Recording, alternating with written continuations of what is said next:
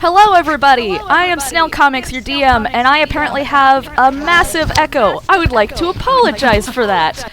I can't figure out anything to do about it. I also haven't figured out how to record the game zone, so anytime that Akai talks in the chat but is unable to talk, I guess I'll just voice Cherry Bomb. Akai, if you want to give me like voice acting directions, please feel free to do so. This is gonna be completely nuts. I hope y'all are ready. All right. So, all of you find yourself along the edge of the kingdom of Giznep and the land of the Dreamworkers, off the beaten path most travelers dare to, travel. In front of you stands a somehow reflective, imposing tower, and lightning strikes behind it even though it isn't raining. You've been tracking someone, tracking them separately and then finding each other, as said someone has taken something of yours. Well, most of yours. Akai. That's the wrong tab. Please introduce Cherry. Tell us what shoes you were wearing a month ago, and how you've either been tracking your shoes down or stumbled upon this lair. Because, yes, the person has taken your shoes. Sorry, I should have said that straight up. This is incredibly rude. I know, right? How dare they? Really uncouth. Shoes are very expensive, I think. Ooh. And yes, I do have that player order right.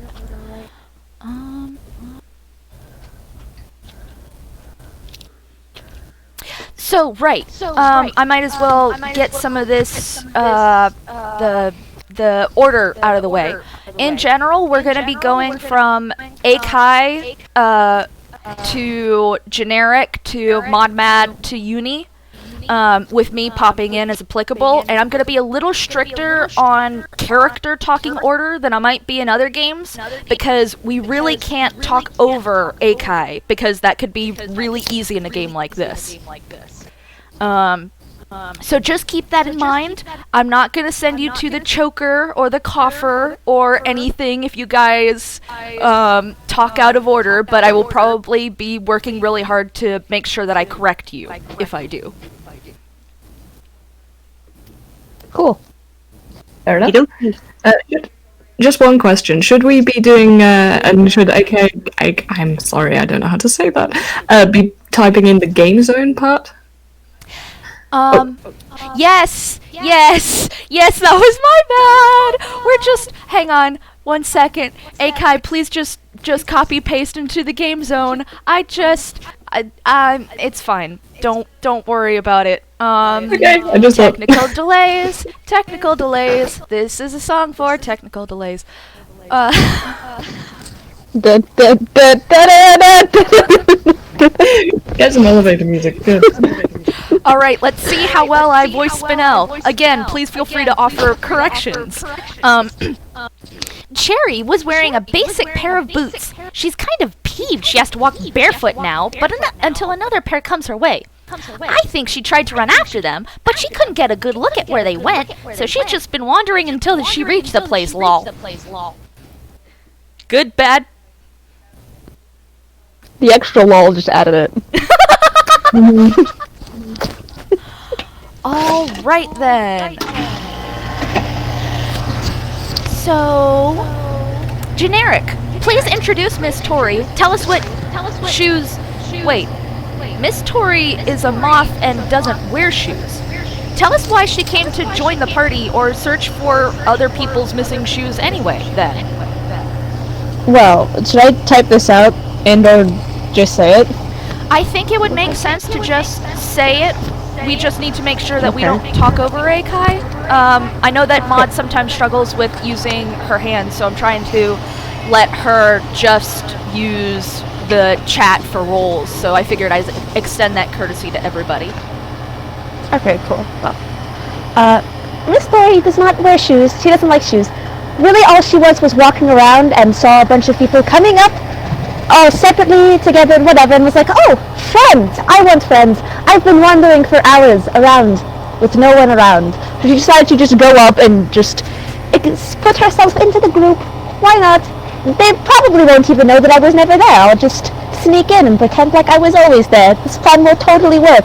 There's no way this could go wrong. Yes. I hope you know I will protect them. All right, Modmad, please introduce Alibi. Tell us what shoes you were wearing a week or so ago, and how you knew they were stolen, rather than just, lost. Well, Alibi was walking along and was perfectly happy about the situation until he trod in a puddle. And as we all know, there is nothing worse than wet socks. So, yeah, ouch, that's how we noticed. Also, there is a crazy noise coming out of my computer right now. Is anybody else getting that? A bit of I'm like a getting buzz. a little bit of buzz there. That's probably me, because an air conditioner turned on right next to me. I'm very sorry. Oh, okay. No, honestly, that's fine. I thought my computer was going to explode. I just assumed it was okay, but like if my computer died, I would have been very, very sad. Yeah, no, mine's been being a bit off lately. Anyway, so yes, Alibi has wet socks, hates this, absolutely has hated it for a week, and you would have thought that he would have actually just bothered to go out and get new shoes, but no, Alibi is petty as hell, and he liked those shoes, and they're just kind of they're not even all that, think what Kim wears in The Brave Little Tailor. They're just leather kind of floppy boots, but they're his boots, and he'll be damned if he's going to let something walk away with them. And if he's come across a group who have been similarly tragically accosted, he's definitely going to pool efforts with those, because that means he has to spend less effort. Well, the good news is there is apparently a source that has taken the boots. Uni, please introduce Starr. Tell us what shoes you were wearing a few days ago, and what the rumor mill has to say about this sudden wave of shoe disappearances from across most everybody, not just famous people and not just commoners. It's just pretty universal that people are suddenly losing their favorite pair of shoes. Not any pair of shoes, only their favorite. Well, Starr was wearing a lovely pair of very high-quality ballet shoes that she got from her dear godmother, Greta the dinosaur, and she simply cannot go on without them. It would be just ungracious. So, but she has discovered from asking around, particularly her old friends John and Tori, they have all the underground news. Well, it seems that everyone, it all started in this area where these shoes began to disappear. Thusly, she has come here to save her shoes and lesser everyone else's.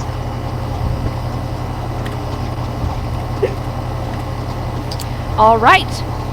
So now you are just out of sight from the two guards at the big front door of this weirdly reflective, weirdly electric generating tower.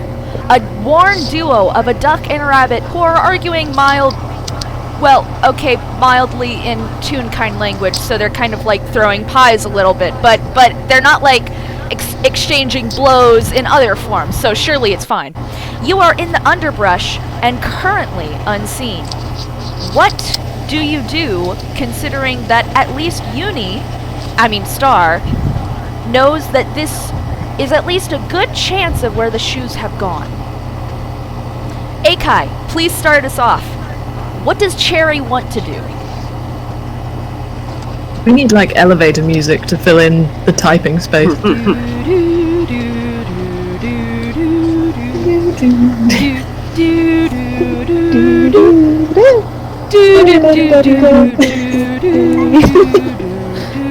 This is demonstrating the time tool is all.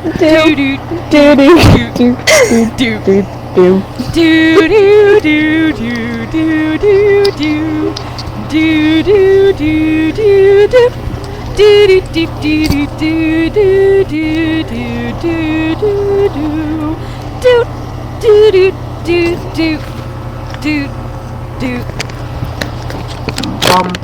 Who else has elevator music? I just know the Jeopardy song. That's it. I should compose them the next time. Oh, hit! Cherry's got some. Cherry thinks for a long, hot minute. Insert elevator music as she processes it. But really, Cherry immediately walks out of the brushes and goes right up to both of them, looking very smug. Howdy, fellow shoe-loving toons! Oh, The two... I can already tell that Alibi hates this plan. What plan?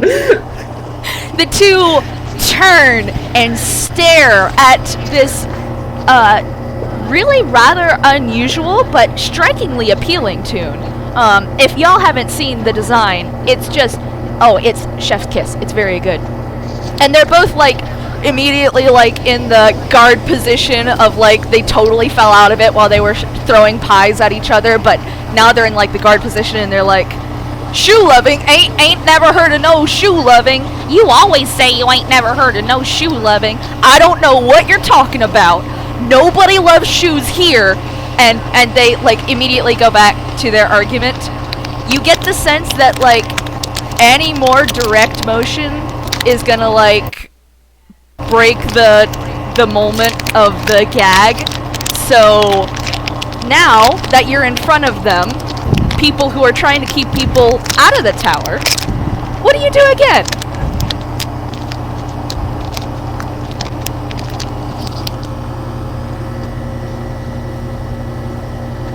I'm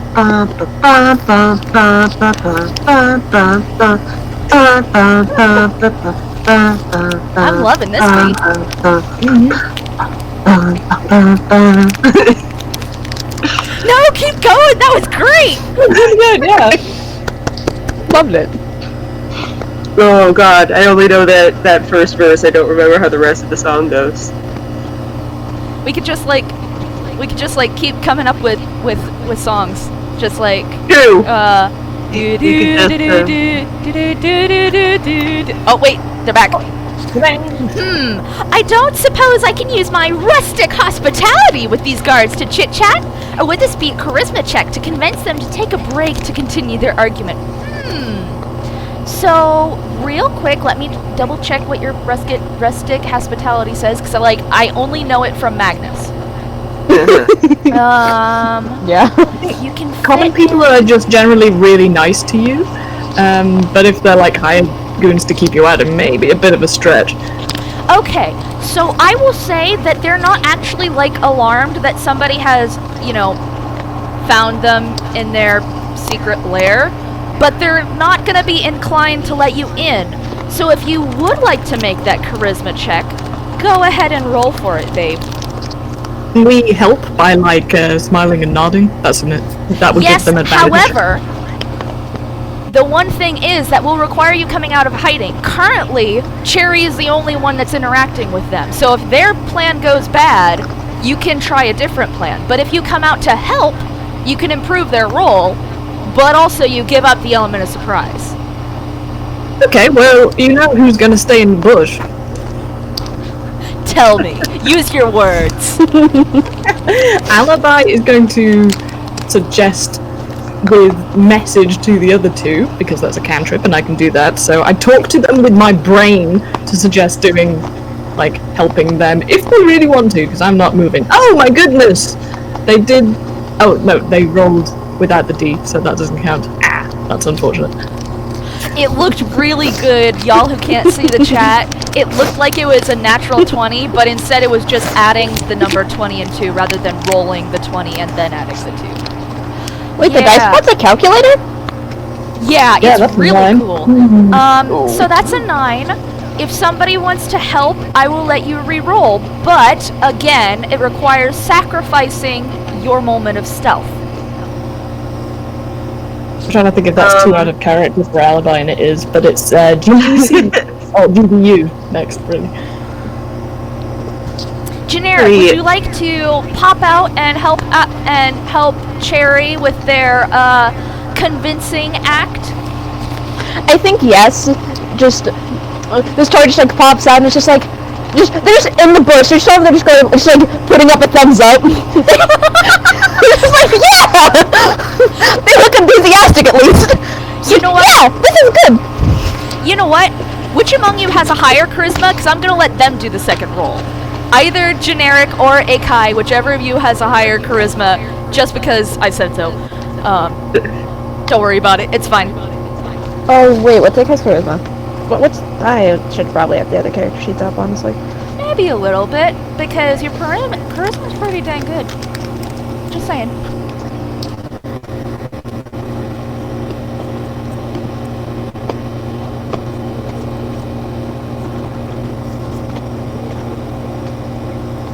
So how's that? I have a 17 on charisma myself. Akai? And I think Can theirs you... is a 13. I think that's right. I think theirs is it's a 13. 15. So Yeah, so Generic, why don't you roll just your charisma, just a straight up charisma roll. See if your thumbs up is exactly what was needed. Yeah. It's plus the modifier, right? Yes. Yeah. You're doing great, sweetie. This is sick. Oh, you can't put a space in between stuff. Right. I learned Trust that me, the I've done hard that way before. too. Shoot. Hi, welcome to I Don't Understand Bots. I'm pretty sure nobody does. Okay. They don't know. Okay, these guys are guards is the thing. I don't think an 11 does it. I think, honestly, pretty much anything above an 11 would do it, but it's only 1 point above half, and they are trying to guard stuff.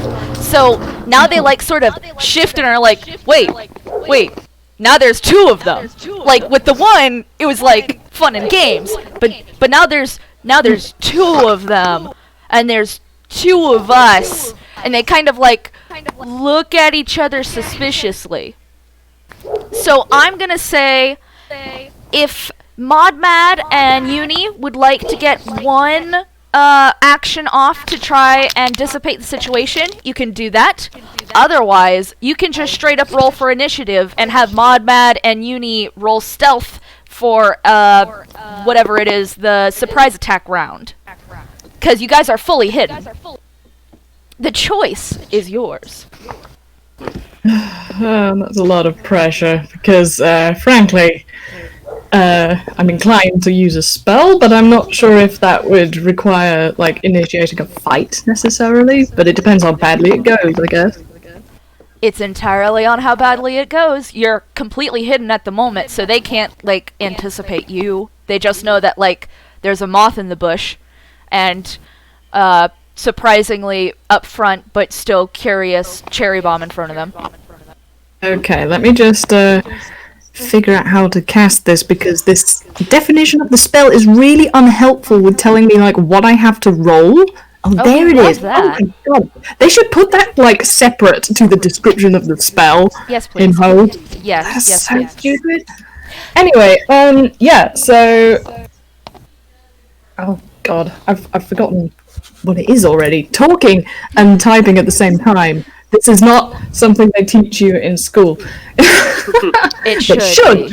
That would be really useful. So yeah, Alibi is not particularly inclined to move from the bush, but he pinches the roof of his nose and takes a deep sigh and says, "How about we all just take a nap?"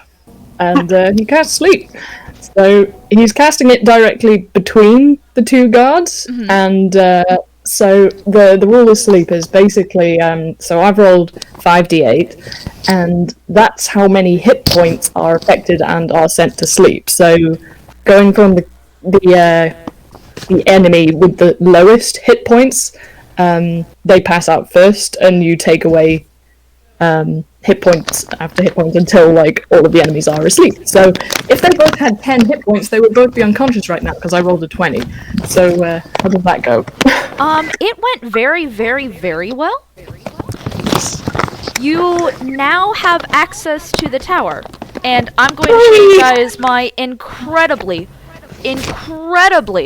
high-tech way of making the dungeon for you guys. It's superb. You're gonna be so surprised. Do I have a maps tab in here? I'm just gonna put it in the game zone. Y'all are gonna love this.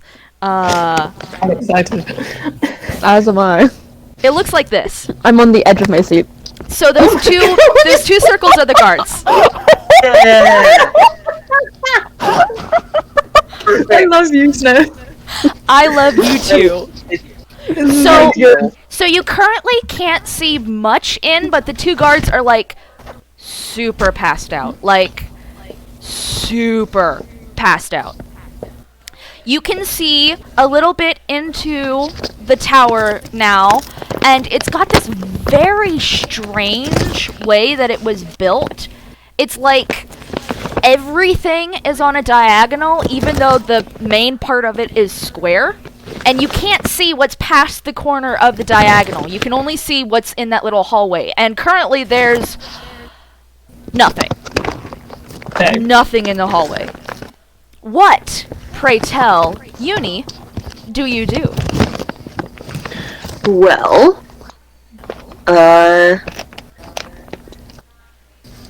let's see.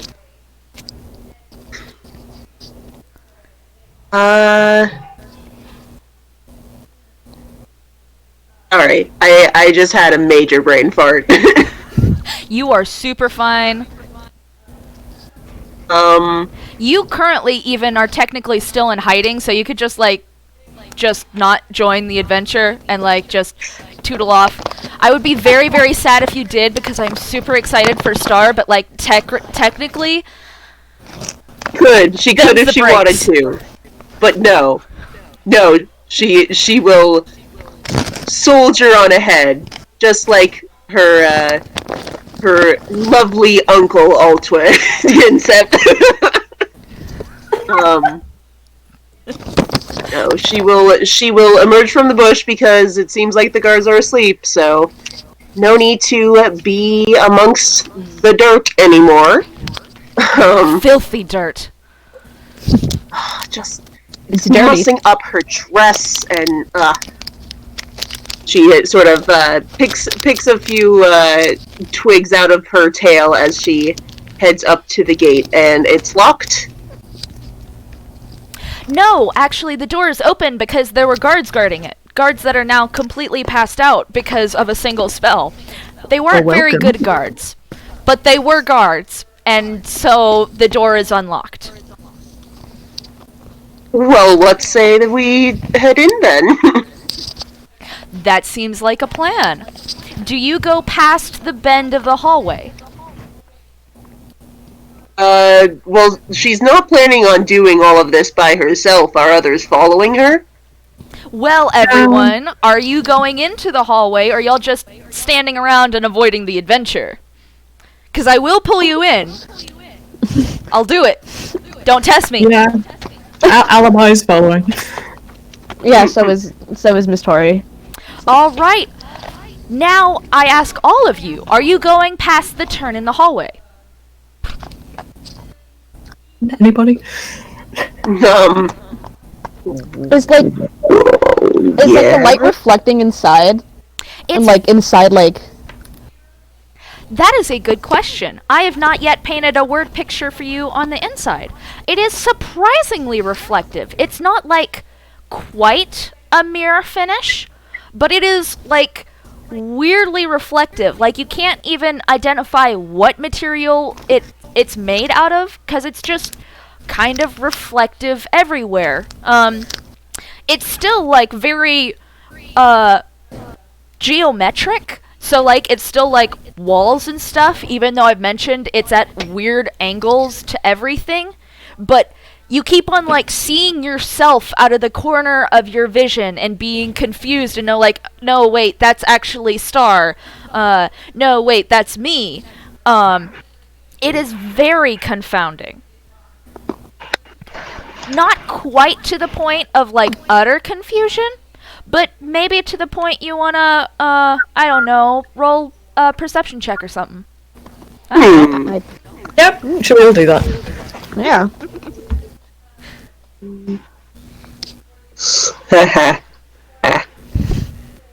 I think Cherry was about to make a turn in the hallway, but does pause to peek around the corner, doing the perception check. So Starr got an 11. Alibi was so completely enraptured by their face in the mirror. Like, they had to make sure and, like, smooth everything out and, like, just adjust everything. And they got a 6. They don't notice shit. Let me see. Cherry Bomb. Wait a minute. Where does everything go? Wait, so are we adding our wisdom on it? Yeah. Okay, yeah. Yeah. I was... So now Uni is the one holding my spare brain cell, and I appreciate that. I'm literally just gonna be passing off my brain cell to whoever has it. All right.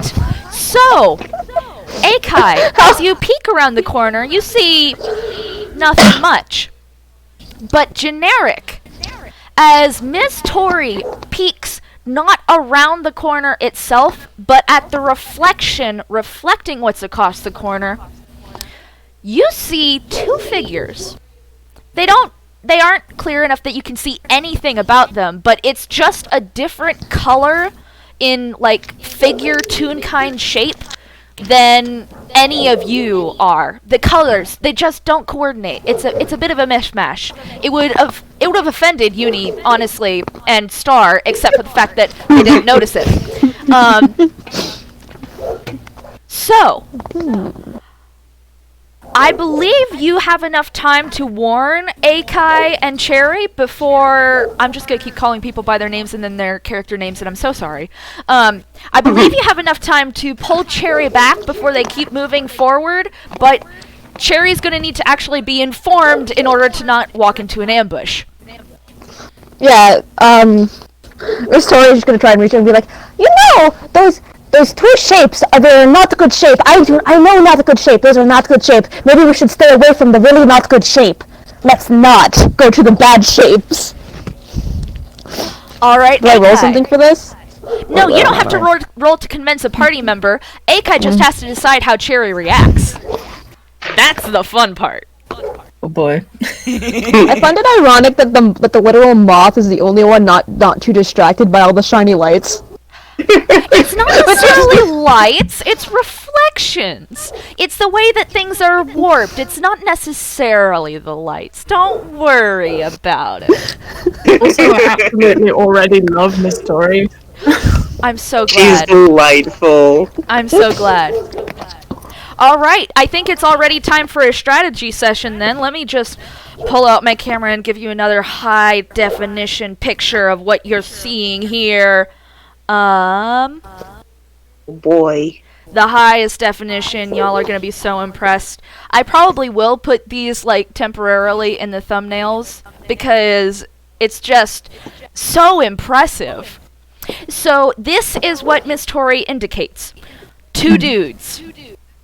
How would y'all like to approach this? Like I said, I'm literally gonna be nuts and bolts in this one, and I'm already having a blast! I think Miss Tori should be the one who takes the lead on this, considering they succeeded. No. Alright, Miss Tori, how's your strategy? How is that going to go? I don't know. I think the best choice of action here, and I don't actually know what that is.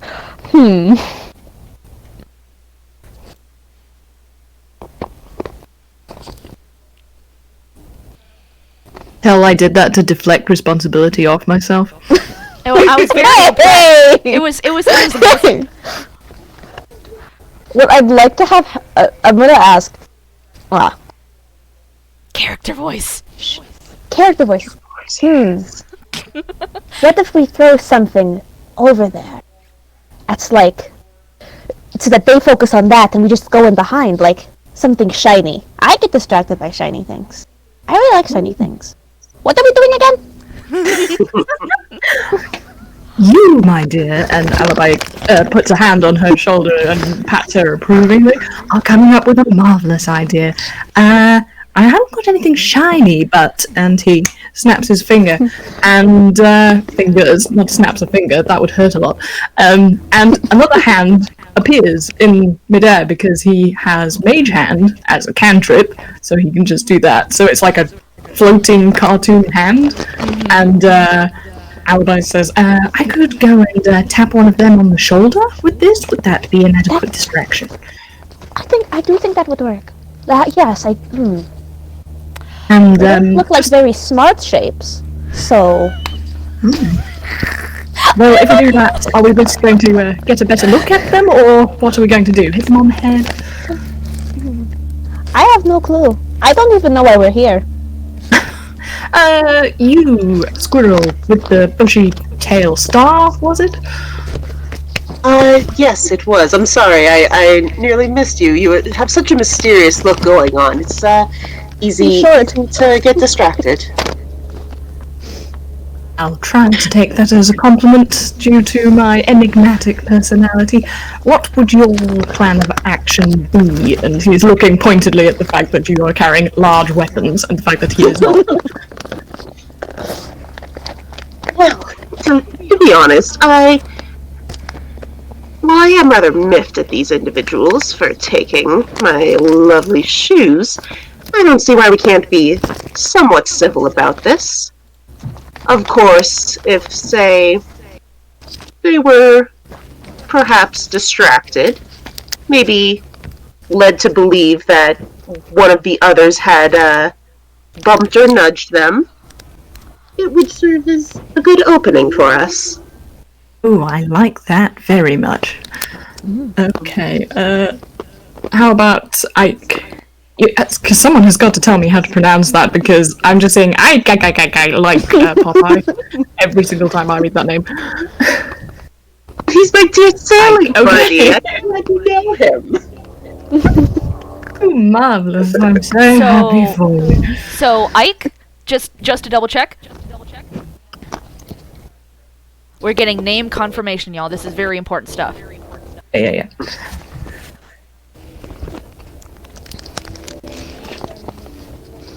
I just don't want to move before everyone sort of, agreed on it. Right. So, so Alibi's going to send the floaty hand out and basically very carefully, so he can just about see their reflection in the other wall, and taps one of the things' shoulders, if they have one, in such a way that the other one would be presumed to be the person who has done it. You hear a perfectly normal Toonkind voice go, "Hey, stop it!" and a slap motion, and then a, "No, you stop it! I didn't do nothing!" and another slap, and if anybody wants to look over, you get the feeling that it's safe because it's pretty much a dust cloud over there. It's adorable.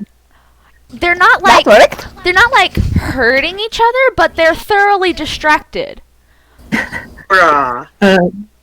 Yeah, I'm gonna sneak past if that's possible, but who goes next? Uni, you should go first. Okay. So now you are facing two thoroughly distracted guards, but if they got behind you, that might not be great. But on the other hand, they might never have to know if you guys are all good enough that they got behind you in the first place. What, pray tell, do you do? Well.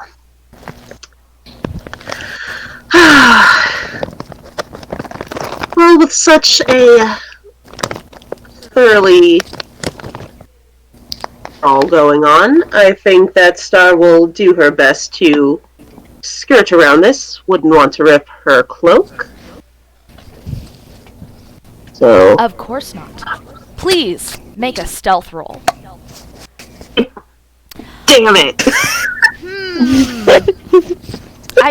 You get the slow clap from behind you.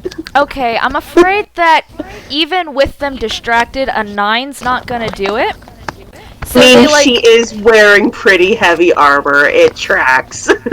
and she's also not wearing her custom-made ballet shoes. They're not exactly made for sneaking, but they, like, do wonders for the confidence and the posture. And, like, she's not hunching because she never hunches. She never ever hunches. But she's not feeling as great. So, like, maybe it's coming across in the rattling of the armor. So the two you now see are, like, rubber hose. Let me see, what was it? A rubber hose cat and then, like, a rubber hose dog. It's weird. They seem to come in pairs of, like, what type of rubber hose they are. They, like, poke their heads out of the dust cloud when they're, like, semi-strangling each other and going, "Hey! Hey!" Oh, Right hello, before- darlings. Right before we roll initiative, both Cherry and Miss Tori, you hear something behind you. You don't know what it is, but it's something. So please, Unpromising. everyone, roll initiative. Oh no! Well, that went poorly. So much for stealth mission. It could only last for so long. By the way, Starr is getting such a dirty look from So Ikai, your cherry bomb and your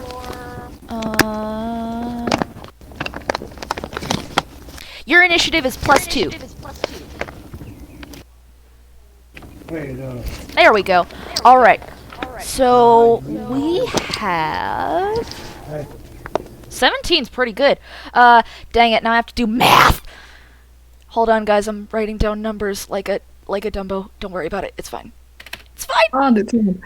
So far, it's Alibi, then it's Cherry, and then it's Miss Tori, and then it's Starr.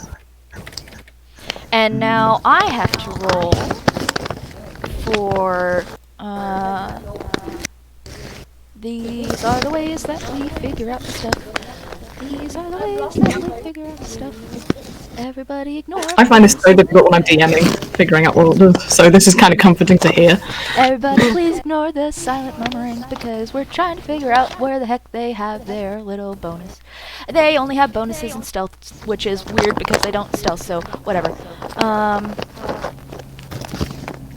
20. Pay no attention to the man behind the curtain. Pay no attention to the man behind the curtain. How is that a net? Oh, I'm sorry, guys. I'm just gonna delete that. It looked like it was a natural 20, and it was not. The cake was a lie. It would have been real bad if that was a natural 20. Not real bad. It's just initiative, but like not fun. Yeah, I Yeah. like cake. So, we have 9. Let's see. So, players always win in an initiative tie, at least now because I say so. Dog. 7 is above. Okay.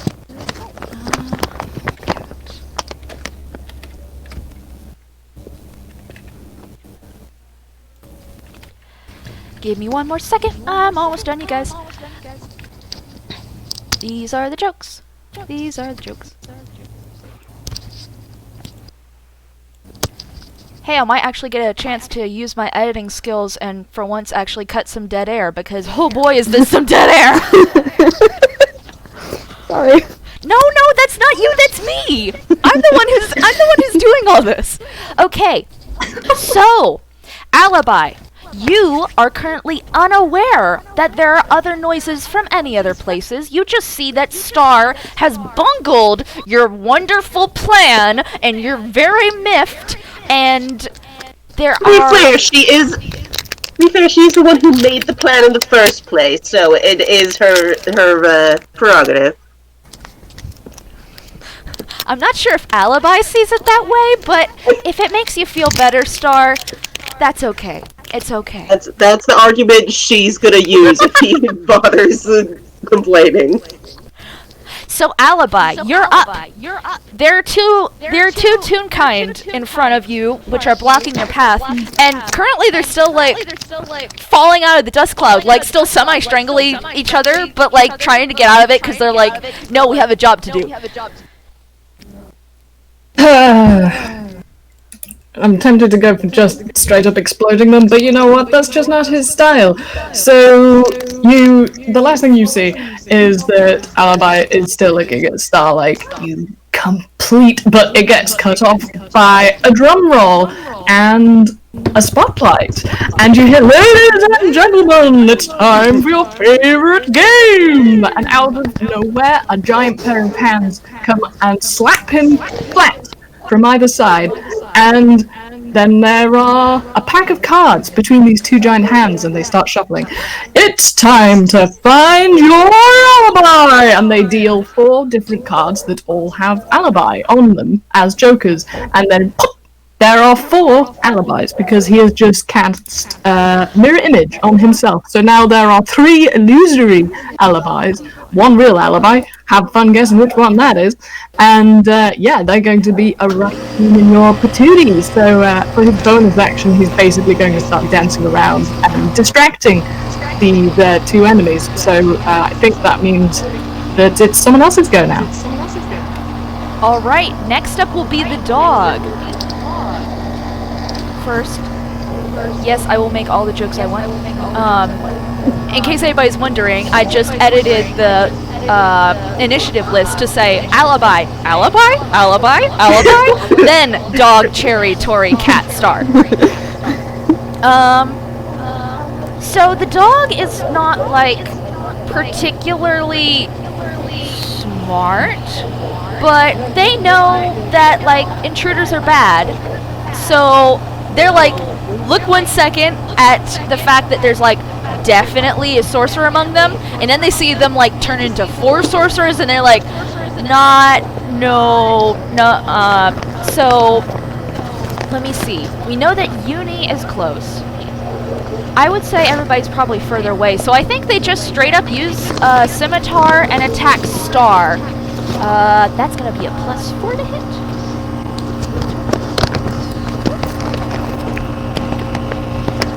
Does a 13 hit, Starr? Will not. They whiff! Starr easily, just leans out of the way, doesn't even have to step back, and like, looks back at everybody like, see, still useful, I'm still doing things. Alright, Cherry, it is now your turn. Please, as you write in the chat, make sure that you tell me what you're doing, and also, when you're done with that, go ahead and roll.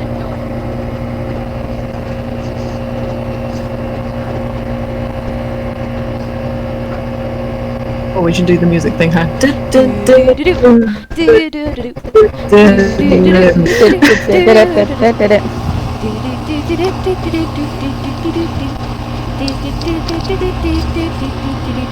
Yes, you can get a recap to where the cat is. The cat is currently right next to the dog, and they're both in front of like the turn in the hallway.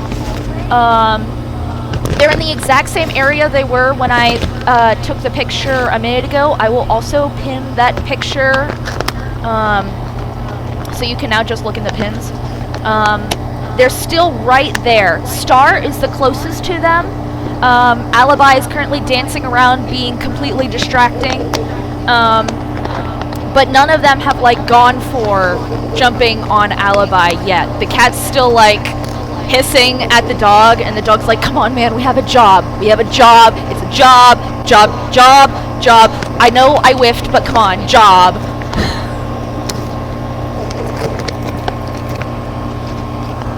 Does that make sense? Cool. Alright, time for more theme music.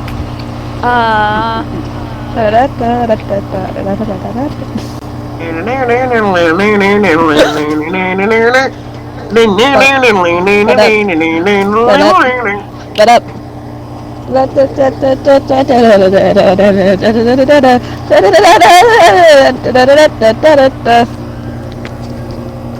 Akai, are you suggesting you want to use the hammer space table? Intentionally? Oh my yes. god. Please Okay, do. guys, I think that we actually have something that has never been done before on the Toonkind server, which is a sin and a shame, and we are all grateful to Akai for finally remedying this. I'm so glad. Yeah, I was sad no one was using it.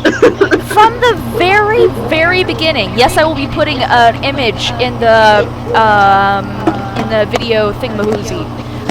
From the very beginning of the Toonkind's conception, it has had, as one of its major dealios, dealios, the scientific term, that it has a hammer space table for any time that somebody tries to use their hammer space. The thing is, those are all if you fumble. It's like a 10% chance, and we've all constantly and consistently forgot to use it.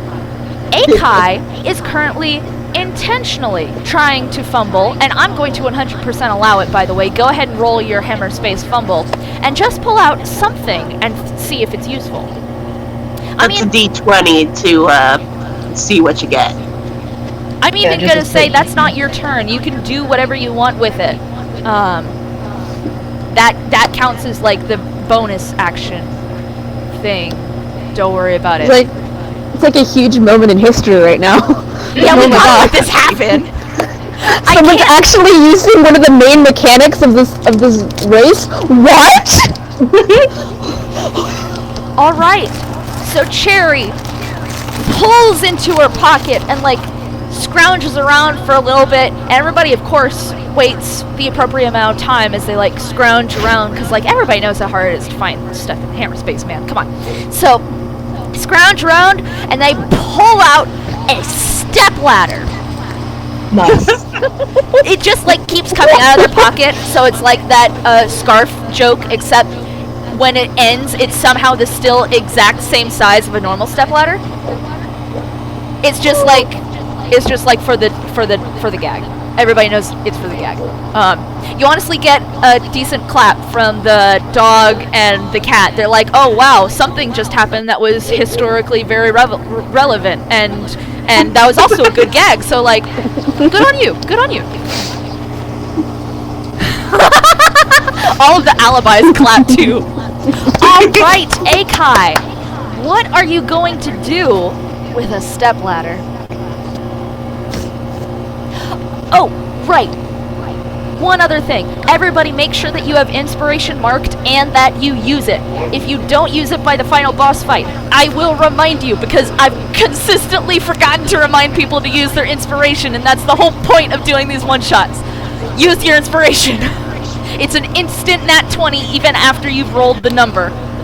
Oh, really? Even afterwards? Oh, that's what those were. Yes, sorry. Also, don't forget to like equip all your stuff in your character page. Yeah. It's easy to miss doing that. Akai, of course you may use your inspiration for this particular move. Tell me everything in copious detail.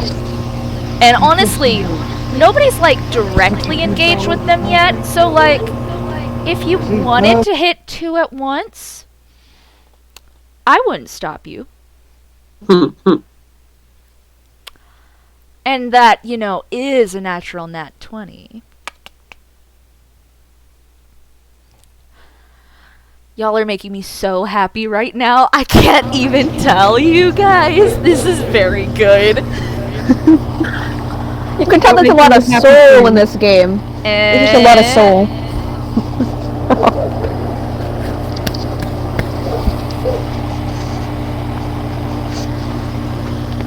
I can hear a pupper in the background there, generic. No? Yes. Wait.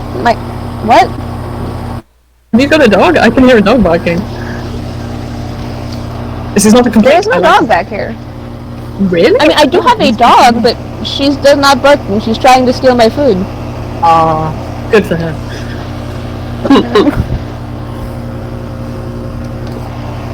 Okay, we've already had one shoe pun. I've got to pull out another one. It sure is sad that they took all of your shoes, because that means that, like, there were strings attached to you guys coming here. But, it's very bad. These are the jokes. These are the jokes. Generic I don't know, used my really good joke. It was a real All I shoe-in. can say is that one. It just doesn't have that real good kick to it.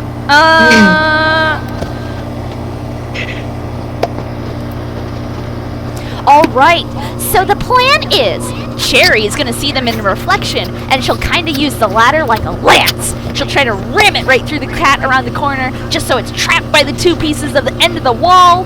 You could say she's trying to shoo in the ladder into this scene. Hey, Kyle, I love you. Beautiful. My question is, are you trying to hit both, or are you trying to hit just the cat? Because just the cat. Alright. This is like an improvised weapon dealio, right? Fuck, I don't know how to do those. Improv weapon 5E.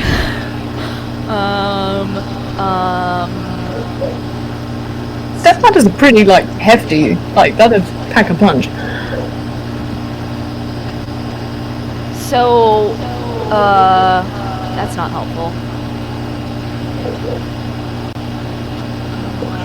We're gonna say it's just like a lance. 5E. I'm the best at this, you guys. Don't worry about it. It's Our fine. master.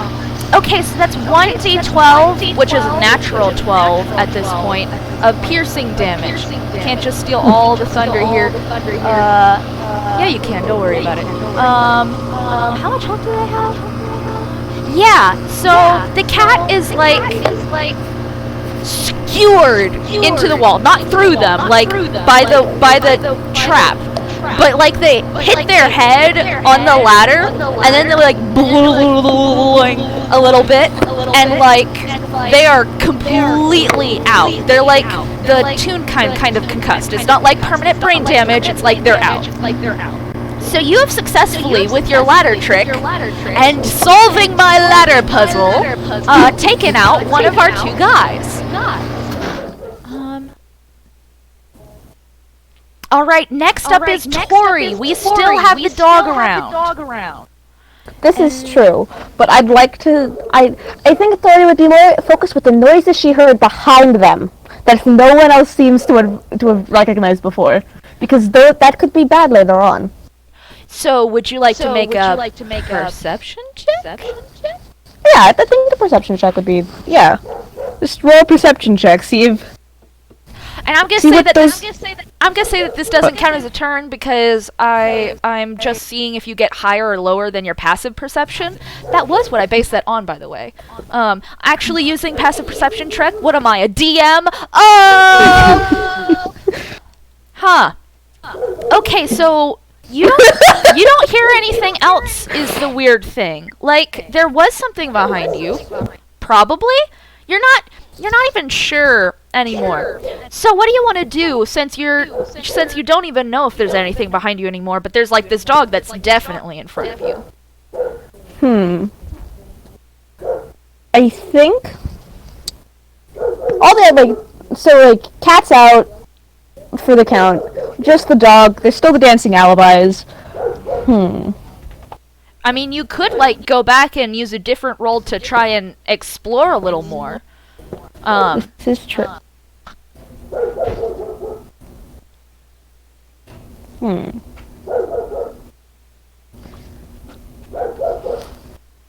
Hi, welcome to I Can't Do Strategy. Don't worry about it. If in doubt, just hit a thing. I mean, it is right in front of you. This is true. I'd like to use the amazing power of a sickle. Yes. That currently is held by the character. You just kind of run up in a panic and just like hit him with like the handle, just like Yes. Sees, notices the sound's gone, notices, like, the cat's out. Is still sort of confused and memorized by the sudden, like, game show dancing alibi situation that happened. And just in a pure panic, just, like, run up and just, like, bonk him. Nice. Do it. Do it. Oh, wait, what do I roll? Shoot. It's, Are you using the OrcPub or, like, the PDF that OrcPub does when you print? just the website itself. Okay, so you can, like, in equipable items in the combat tab, you can, like, just equip your sickle. Your attack bonus is +2. Okay, so it's D20 plus 2, I think? No? Yes. Yes, D20 Maybe? +2. Yeah. Yeah. And then 1d4 2. If it hits. For damage. If it hits, yeah. Fingers crossed.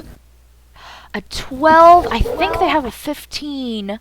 Oh, they've got 15. Can she have advantage if she's using alibis as a distraction? I'll say yes. Roll again. This time try to get above 15, but, like, I don't know.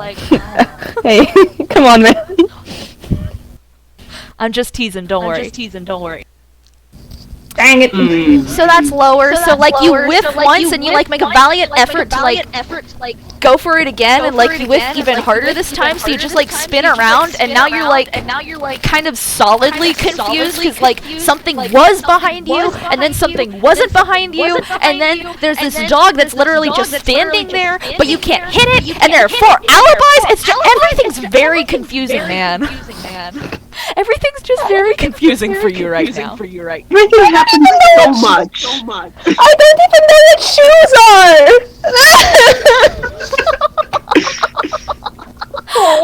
I'm so sorry, and I love you. I must repent for my sins of putting you through this adventure. No, it's beautiful, I love this. So, considering that the cat is now down, Starr, it is your turn. You, by the way, do not have any idea that there's anything behind you. I have not seen anything to do or heard anything about noises behind us. But there is this very rude dog in front of me. Very incredibly rude. And so, she will take a moment, close her eyes, say a little prayer to the great audience that watches over all of us and gives us judgment, and cast divine favor on herself. Then she will whip out her glaive and attack the dog.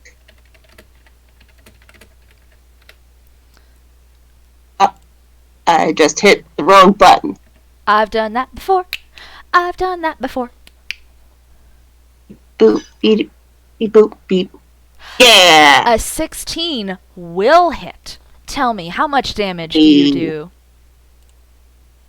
It's an extra 1d4 with divine favor, so 10.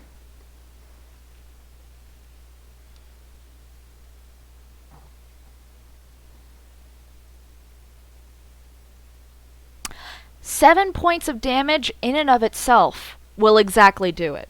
But go ahead. Tell me how much more you do. So 10 will definitely do it. The dog is like just sort of like smashed into the ground and like blowings back up and then just falls back onto the ground on its back. So dog is now out. However,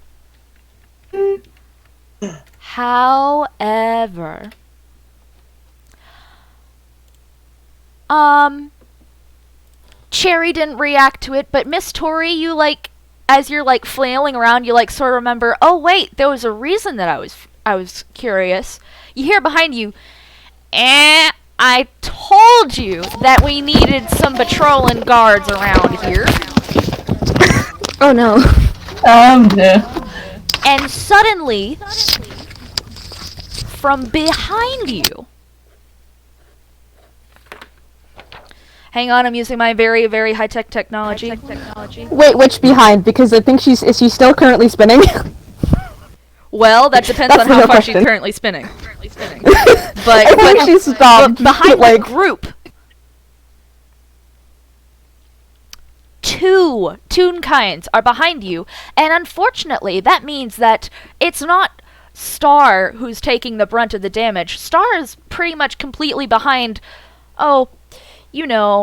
Tori and, Alibi. So, you two are now extremely unprotected, and I get to see if I take advantage of that. 14. Good luck finding the right one. Oops, that's not right. That is not right. That is not valid point. Don't take advantage. Ah, but have you considered counterpoint? Take advantage.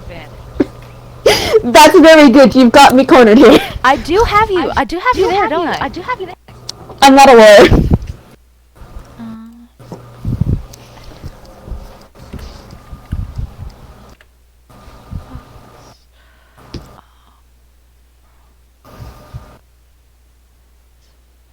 I got a 14. So we're just gonna say, yeah.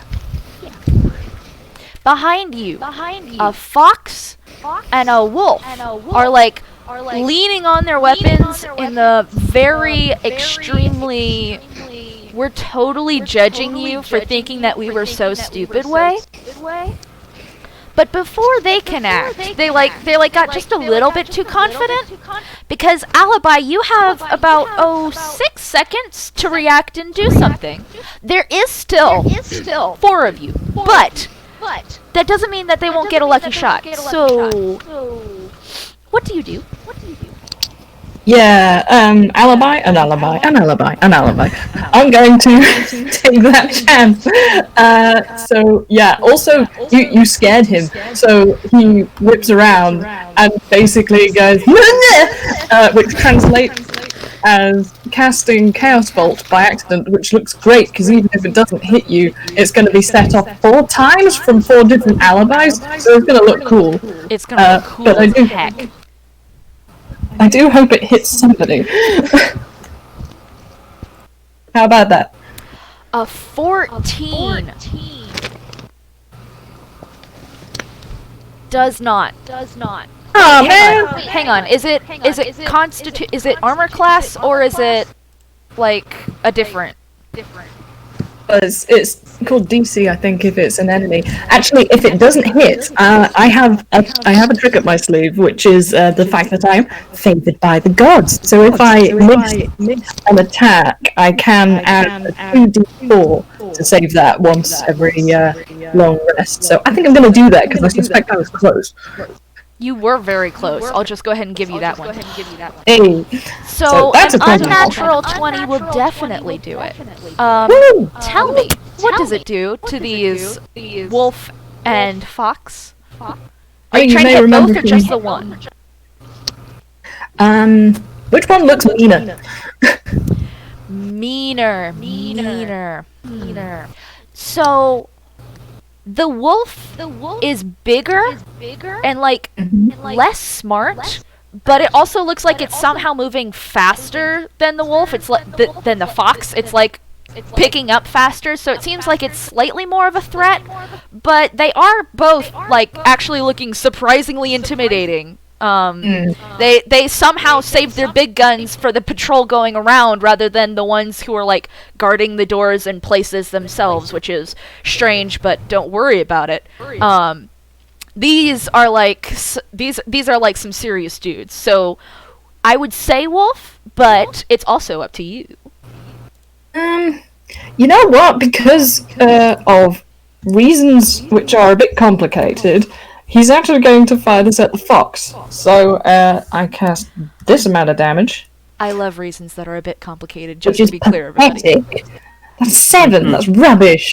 Out of all of the things that could have been. However, the fun bit is that I pick one of those 2 numbers for the D8 to pick what kind of damage that it does. So, can you tell me what those numbers are? It was a 4 and a 1? Yes, was it? a 4 and a 1, so like maybe the 4? Yeah, that's a cooler one. So the alibis all go, "Yeah!" and this kind of ping, a green sort of bolt shoots out of all of them, and they take 7 force damage and are pushed backwards slightly. Excellent. So you haven't quite bloodied them, but they're like definitely surprised, and the wolf is not pleased. I think the wolf like sort of glowers at you, and the thing is, you didn't step back at any point in that time. You just sort of like which was good at hitting them, but not so good at hiding from them. So, does a 15 hit your armor class? Right, now what I have to do is roll to see whether you hit me, because while that meets my armor class, I have to figure out whether I can roll high enough to change, as it were, that attack to a duplicate, so I have to roll 6 or higher. So, here's hoping. Oof. Oh my god! That would have been really easy to do, and it just did not happen. I'm trying to check if, like, I have to add anything to that, but it doesn't say, so I guess I don't. Yeah, I take that hit. You got lucky.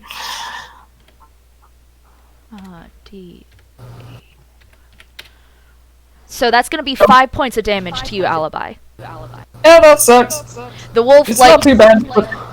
the wolf like gets shocked back, but then is like very pissed that this like teeny little sorcerer little guy thinks that he could like scare him off with magic, and he like snarls, and then he just brings this morning star like down directly on you. So you like sproing down and sproing up, but it's like, no, yes, sorry, the fox. No. Sorry, that you specifically said it was for a reason. Okay. So like the wolf like looks at the fact that you like hit their buddy and is like, okay, like I didn't like them that much, but they're still on my side, so like come on, man. And they then bring the morning star down, you sproing back up, but it's like your outline is kind of crinkled for a second. You like have to mess with it and like pull your hood back over your eyes because everything hurts a little bit, and like it's not killer, but it's like totally messing with your style. All of the other alibis go, ooh. All right, Cherry, it is now your turn. You have a wolf and a fox, both in between you and said wolf and fox are your most vulnerable parts of the party. What, pray tell, do you do? Running and hitting is a perfectly acceptable answer, just to be clear. And now, elevator music. Do do do do do do do do do do do do do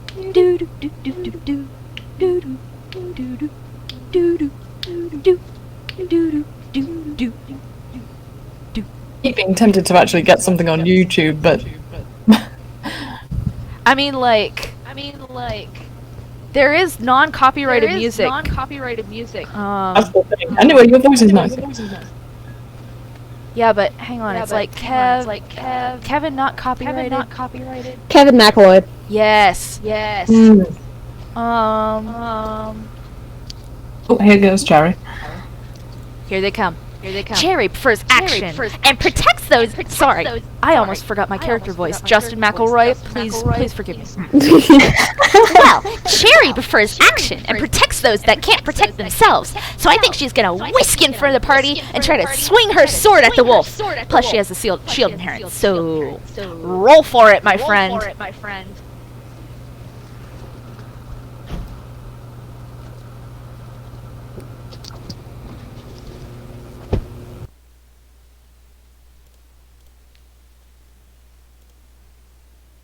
Yes, that is your strength.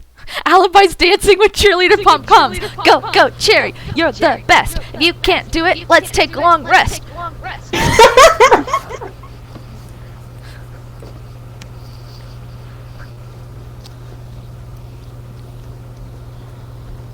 And 11 is not going to hit. These guys are harder to hit than you expect. You whiff, my friend. You go shoo. and it like just carves a line through the air and doesn't hit the fox. No, the wolf. You tried to hit the wolf. I'm confusing myself very thoroughly at this point, you guys. I hope you're impressed. Tori, it is now your turn. You are now very vulnerable and very exposed. Oh no. After Cherry misses, she just looks at the wolf sheepishly like, ha, ha, ha, that was intentional. Yeah. I mean, you are now in combat with the wolf, so it can't, like, reach out for some of the more distant party members. So, like, that was some progression, but, like, you still didn't hit him. Yeah, look, it did something. It's the thought that counts. I'd like to try to use the cantrip Sacred Flame on the fox. That considering, seems like an extremely good idea. No one's gone after the fox. It's just standing there with the stupid smug look on its. It's just standing there watching me with a stupid smug look. No, I don't like him. Monmat did attack them, so you're like doubling up the damage on the fox. Yeah, just like you're just standing there watching me with a stupid smug face. So yeah, that is. I'm just gonna roll to hopefully hit. Do I have? No, I just rolled a hit. Yeah. I think. Yeah. That doesn't Whoa. sound good. Oh man. Whoa. Oh boy. I got a 19. No, that's really good. Why did you make that noise? I made a roll like, oh god, my first good roll. I think you cut out like entirely during that. I just heard like a whimper. I was scared for 3 seconds. So tell me, my friend, how do you hurt him? How much do you do? I mean, statistically, it's 1d8 of take 1d8 radiant damage, so I probably should get that put up. But really, Tori just looks over, and these people who she doesn't know, has no idea who they are, still dancing. She just sees one totally miss and just like, oh no, this could go bad. And just sort of does the first thing that comes to her mind is like, animals hate fire, right? Right? Fire is bad for most people. It's just Sacred Flame and just throws it. Just chucks it. Excellent. Straight for the face. Whoopsh. Just All right, so a 3 takes the fox down to bloodied. The fox is now looking pretty poorly, and the wolf is like, like I said, I didn't actually like you all that much, and I'm doing fine. And the fox is like, could you shut up and actually do something predictive? Because I noticed that you didn't hit them either. And everybody in my Toonkind, everybody's just pretty snarky when they're like paired up with each other, which is super funny because all my parties are like so cohesive. It's just it's the bad influence. It's the badness that influences the argument. It's beautiful. I'd like to see this after Tori throws. She's just like, ha! Gick! Fired! Fired! Or is that? Wait! Fired! Fired. That's the word, right? I don't know. Yes, you did very well, sweetheart. Thank you! All right. You mean it's lit? It's lit! Cherry says in the distance. It's close enough! Now, my dear Starr, it is your time in the limelight once more. You have a pretty bad-looking wolf and honestly fine-looking fox. No, it's the other way around. Good grief, why did I make them both wily? I should have made one stupid. I'm sorry. So we've got the fox looking bad, the wolf looking fine, and once again, Tori and Alibi are still like just a little bit too close in range. Cherry is like blocking at least the wolf, but it's like none of y'all have taken a step back. Y'all have a move action. Y'all have move, and you didn't. So like, y'all still in a little bit of danger. Well, Starr will ever so elegantly step forward to raise her shield in front of the more vulnerable members of the party, and and she will attack the untouched fox. Untouched wolf. Untouched wolf. Sorry. It keeps flip-flopping. I have thoroughly confused everyone. I'm sorry. The wolf is untouched. The fox is looking real bad. Okay. Well. He got lit. That was a really good joke. 14 just is shy. This is one of the few times where I'm like, man, I wish that this was like invented for the 13th age setting rather than D&D, because 13th age has a mechanic where even if you miss, you'll still get a little damage because you guys are heroes. And like, I don't know how I could implement that as a rule of the roost without being incredibly confusing. But I want it. Y'all deserve to get little victories even when you miss. Roll forward. Don't worry. Well, I'm just. You know what? I'll use my inspiration here. Oh my. Nice. So, how much do you hurt for, considering that you get the full damage of your what would be second roll? Well, D10 plus D4, so a total of 14 damage. And it was on the uninjured fox? Yes. Yeah, so you've taken him from like smug and smiley to like worse than the wolf? Mm-hmm. Fox, good gravy. I'm gonna be so glad when we get out of this combat because I've just thoroughly confused myself. Wolf is looking really bad. And like with just a single hit that bad, so he's like, the smile has like literally been knocked off his face in addition to like most of his face and like most of his fur, and he's like slowly recollecting the stuff and like rearranging it everywhere, and is like completely flustered because like you just gave him a good one. Come on, dear. If you're going to be anything like my old sparring partner, Naldo, you're going to have to keep up.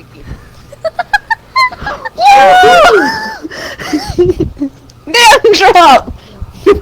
Roll credits. We got a name callback. All right, it's the fox's turn, and they're like now extremely miffed. Let me see. They're going to disengage as their move and like get just far back enough and use a javelin as a ranged attack against. Have any of y'all taken damage at this point? Yeah, I did. The Alibi has. Alibi has. They're also really mad at how hard he hurt them, so like they're gonna go ahead and attack Alibi. Yeah, that's fair. Well, I've got shields, so can I like give them disadvantage since I stepped in front? Yes. Would that be giving them disadvantage or redirecting the attack to you? I need to. Please tell me. I think that would be just giving disadvantage to them. Okay. So. Whichever one. Oh. Oh, thank you for doing that. Yeah. Thank you, Starr. Yeah, Oh, that shoot. was a natural 20 in the chat, and now I have to roll a different roll. So you have probably saved Alibi's bacon already with that decision. A Managed to hit me. 16 still hits? not an at 20. It doesn't let me yeah, that's still above what my AC is. However, I still have to roll to see if you hit me. Yes. And this time you don't! One of my alibis goes poof, however you want it to go poof, but there are still 3 of me. It's a very, very like card shuffly poof. Like you keep just seeing cards like pop out, and then all of a sudden there are no cards, and there's also no poofed alibi. Oh, it's like solitaire, I love it! Oh. Moment of silence for the one alibi. F in the chat for the fake alibi. The other 3 alibis sort of hold a fake funeral, you know, they're standing around where it was. It's like they go ahead and like pull out a gravestone like as the rest of everybody continues with the thing. until it gets back to Alibi's turn. They're like holding the impromptu grave. Somebody's like putting on the priest vestments. Somebody's like weeping. It's very good. It's an excellent gag. Also, we have everybody in the group having given an F in the chat. So yes, we have paid our respects. Which means next up, it is the wolf's turn. And they're like super bad, but if they're going down, they're going down swinging. So they're just gonna 20. They're just gonna use their scimitar again. Cherry was the one who engaged them, right? Does an 18 hit you, Cherry? Maud put 3 Fs in the chat for each of the 3 alibis. I appreciate you! Hey, you gotta stay in character. You look at your AC, and that just determines. Yeah. Yeah, if it's above that, then it does hit you, because that's your armor class. If it's below, then it either goes pink off your armor, or you dodge out of the way. You see, you guys were worried about being my spare brain cell. I didn't even get the chance to answer that question. Oh, sorry. No, that was good. That was jokes. Those are the jokes. Those are the jokes. 19 AC! You're safe, dude. Yeah, I think that the ace. Yeah, the thing about Cherry is like they have no strength, but they have wicked good armor. Wow. So like they're working on hitting good still, but nothing can hit them. Alright, so the wolf like whiffs and he like spirals around, and like after even only one spin, he's already got swirlies in his eyes because he's like, he's not doing great, man. Next up is Cherry, my friend. You have 2 very injured people in front of you. Wait, is it Cherry or is it Alibi? I'm just checking. Alibi was up first, so you've already gone. Have I? Oh, okay.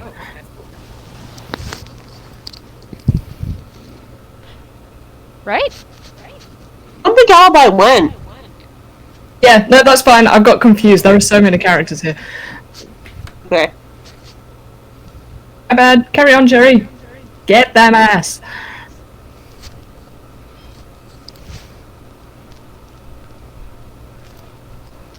I feel like the turn order should be edited to like have one less alibi. Oh, you are correct. We have to pay respects to the fact that he's dead. Also, it's good to look at that so we can see where we are right now in the initiative order.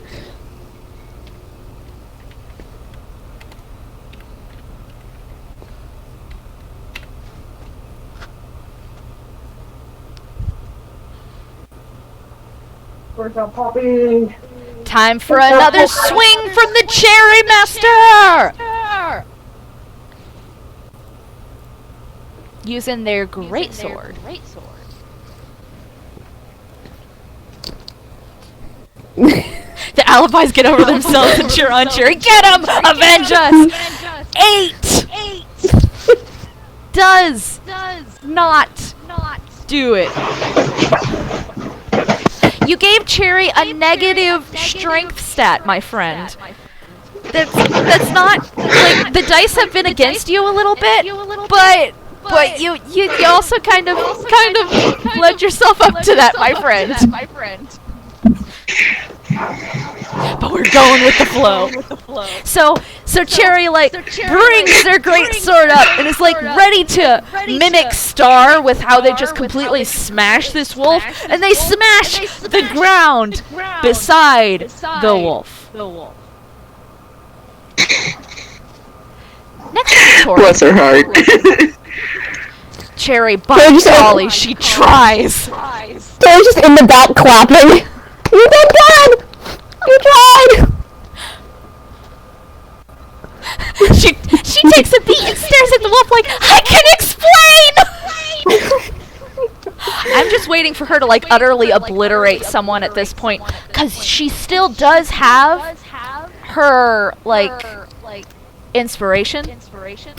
Not for this roll, because, like, this isn't the final boss, y'all.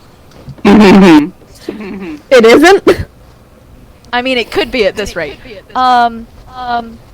Yes, you did use your inspiration. Sorry. You did it magnificently with that cat. I'm gonna write down who's used inspiration. It was Akai and Uni. We've got 2 people left who haven't used inspiration. Keep that up. Tori, it is your turn. Cool. So it's the wolf that's, like, the most closest to not so good times, maybe? Correct? Yes. However, both are really bad, so, like, it might not even matter with most attacks, but the wolf is, even then, worse off. Cool.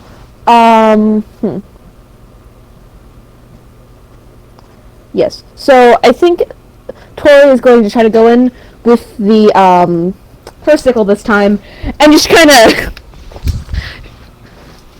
shoot. I have to think of exactly how I want this to go, because this could go bad.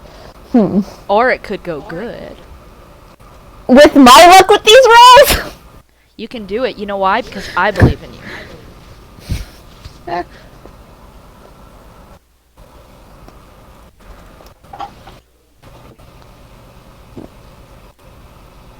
Okay.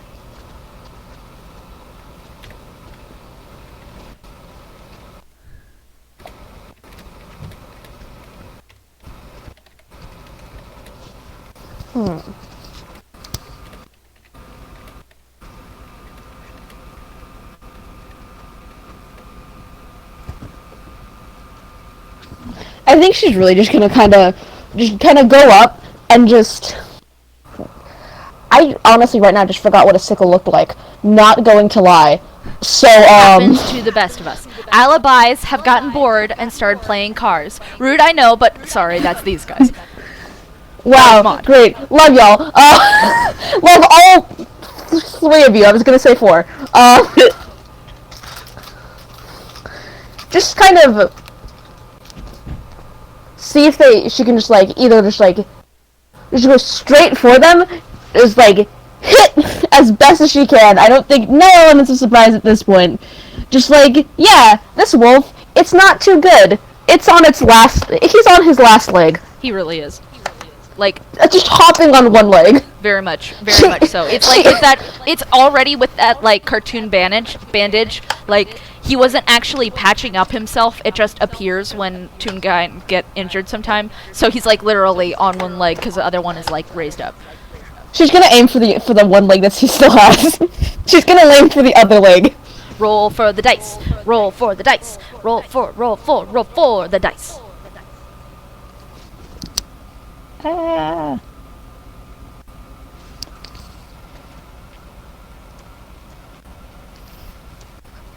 Ooh! I could have got 20! So I have a question, generic. Would you like to hit both the wolf and the fox? Am I allowed to do that? I'm gonna say on a nat 20, considering how pretty much any damage you do would take the wolf out. Yeah, you can do that. Then, yes, I'd love to do that.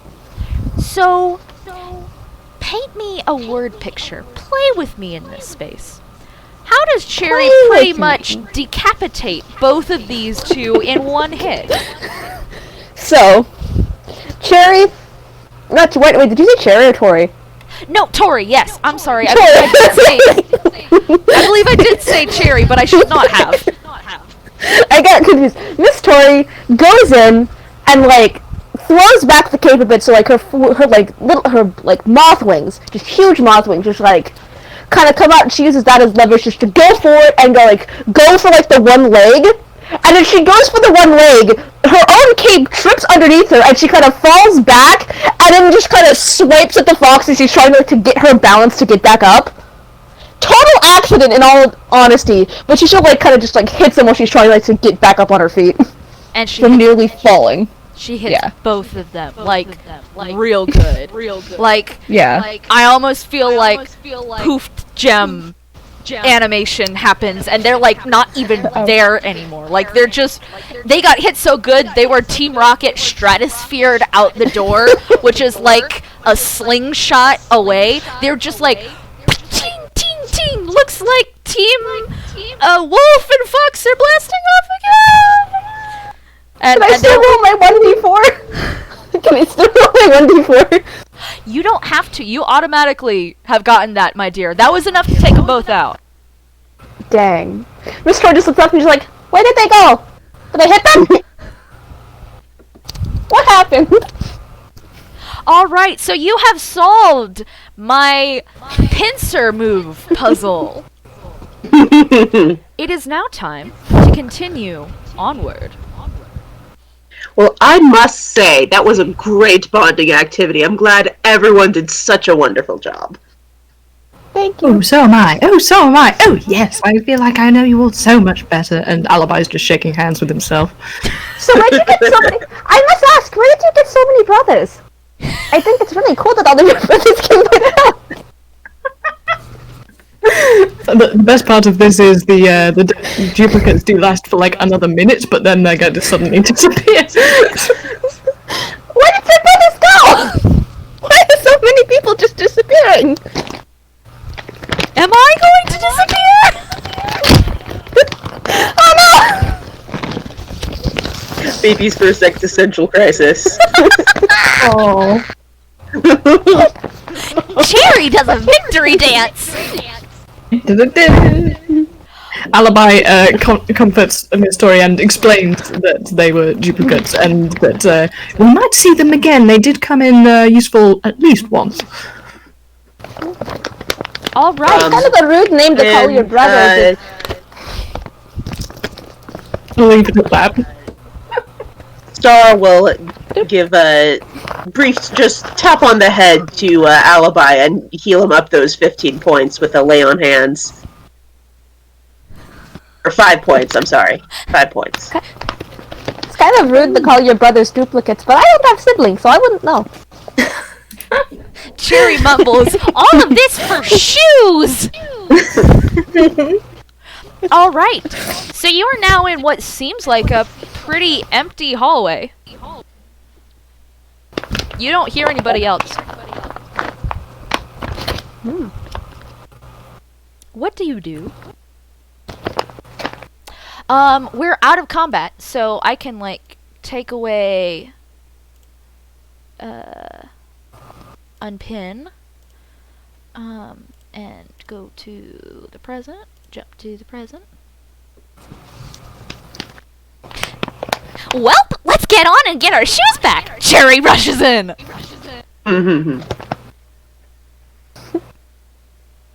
Well, Alright, so you move forward and you find more empty, honestly. This is the rest of this particular room, and it's, like, there's stairs going up. It's weirdly quiet. Like before there was, like, when you were, like, getting acclimated to the place, you didn't hear the murmur of stuff, but there's, like, there ain't nobody here. It's strange. Do you go up the steps?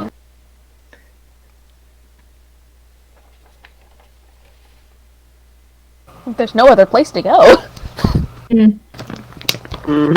But it is your choice. Wait, whose choice is it? Oh boy, Cherry. Cherry yeets. Cherry goes up the steps. You find more empty. You see the entirety of this level's map at this point, and there's like a statue which you're like instantly ready to fight in that little like smudged out spot, but it's just a statue. It's like an object head which has a mirror for its head, and it's just like standing there, and it's like entirely reflective. So like it's pretty clear it's actually like just part of the whole everything with the thing. It's still weirdly geometric. It's still all weird angles. It like normals out after you get past the stairway because it's like a hallway and then another hallway, the way hallways are supposed to be, but like empty. Like everything's reflecting, and you keep seeing yourself and reflections of yourself, and it's just very, very strange. What? Huh. Cherry, go ahead and tell me what you do, but don't run so far ahead that the others don't get a chance to react, because we are on a new level at this point.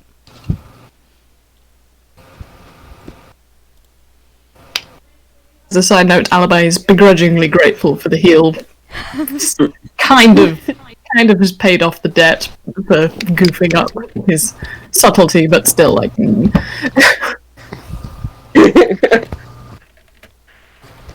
Well, she is well known for playing support. You know, she did help her friend Popko the Weasel get together with her finishing friend, Ollie Vole. I love you, All these name drops. You make me so happy.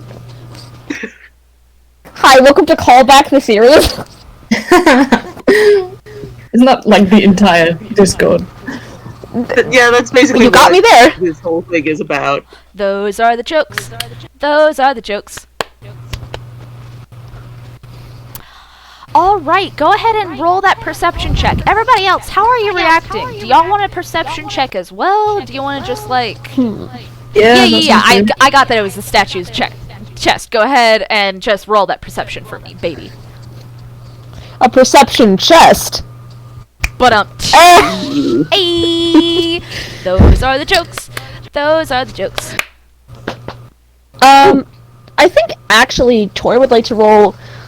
I don't know if it's to be insider investigation to see like if she can figure out what the material this entire place is made out of, because that's still very confusing to myself. That is. I have no idea if it's important at all, but like to roll. I don't know if that'd be insight or investigation to see like what this entire place is made out of.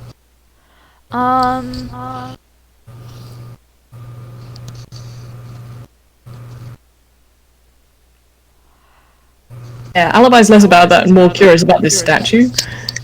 So I'm gonna say whichever is higher for your insight or your investigation. I'll just give you that one because that is a really good question to ask. Yeah, says I'm rolling insight, which is +5. Okay. You gotta set right. Can I give a pity point? Like, I shouldn't have actually made her roll that. That was a really good question. Sure. Just ignore the fact that I made you answer that question. So first, Starr, you don't really get what's going on. You like keep on getting weirded out by all of the shadows because it keeps moving and like it doesn't feel like it's moving right anymore. But obviously they're just reflections. Akai, as you look at the reflections, you don't notice anything weird with yourself, but you notice that your friends' reflections are like moving a little strangely. Like, I don't know if you're like intelligent enough to pick up on that, but it's like you keep on getting this like deja vu effect of like watching the shadows and looking at your friends, and it's like just that weird little bit of off. My dear friend Alibi, I will get to you in just a moment, Tori. You have asked an excellent question. No, you know what? I'm going to voice Akai and then answer Generic's question, and then come back to Mod. Because you guys, I'm so happy. I'm so happy right now. Cherry says, some mate right here. I don't know what it is, guys, but it ain't right. She just scratches her head confusedly. So Generic, as you're like inspecting the stuff, you are from this place which is just like worshipping this light box, but it's like also given you some pretty good ideas of like how reflection works, and you realize that it's not like what's happening is like behind whatever the wall is, there's like an actual mirror, but there's like a buffer effect with whatever the material is between it and the mirror. And like touching it doesn't feel weird, but it's like if something is going to hit the mirror visually, it has to like go through the barrier twice. Cause it like has to get to the mirror and then get back. And it's like completely weirding you out, cause like your brain can't quite get it.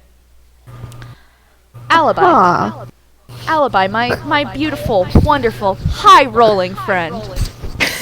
Occasionally high rolling. It's very luck dependent, and I'm so glad that luck was on your side this time, rather than giving you something that was thematic, but, you know, terrible. My lucky friend. Oh, Alibi. You look upon this statue, and it's just too perfect. It's not. There's like Greek model shaving off of statues perfect, and there's like casts perfect, and this one is just. It's not even anymore that it's too perfect. It's too lively. It's almost like it's alive. Oh no. I don't trust like that.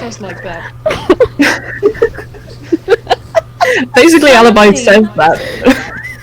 Oh, Alibi definitely said that. You said that in character, my friend. Yeah. Suddenly, all the lights go out.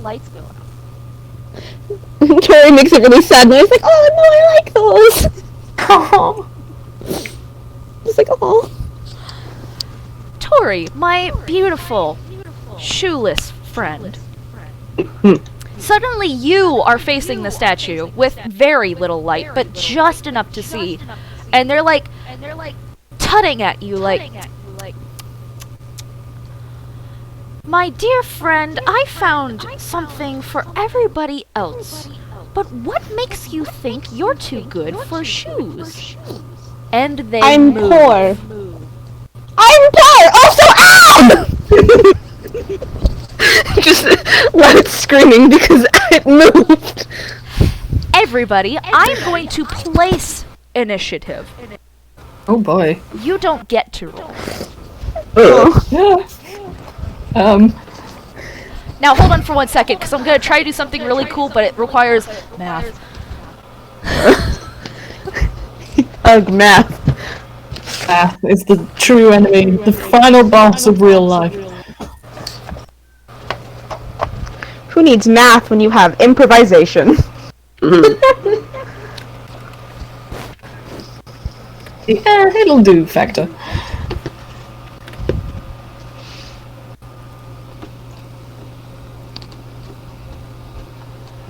Man, I'll be right back. My dog has escaped because there are fireworks. I need to put her back downstairs. Yeah, absolutely. Oh, no, I'll be doing math. I have only a simple question. If I plug my charger in, do y'all hear static? That's been a problem with some other people, and I want to know if it's, like, really apparent. Go ahead and plug it in. Yeah. Is it, like, annoyingly apparent was my only question. I'm not hearing anything special. Yeah, me neither. Okay, cool. Sweet. It's a little bit.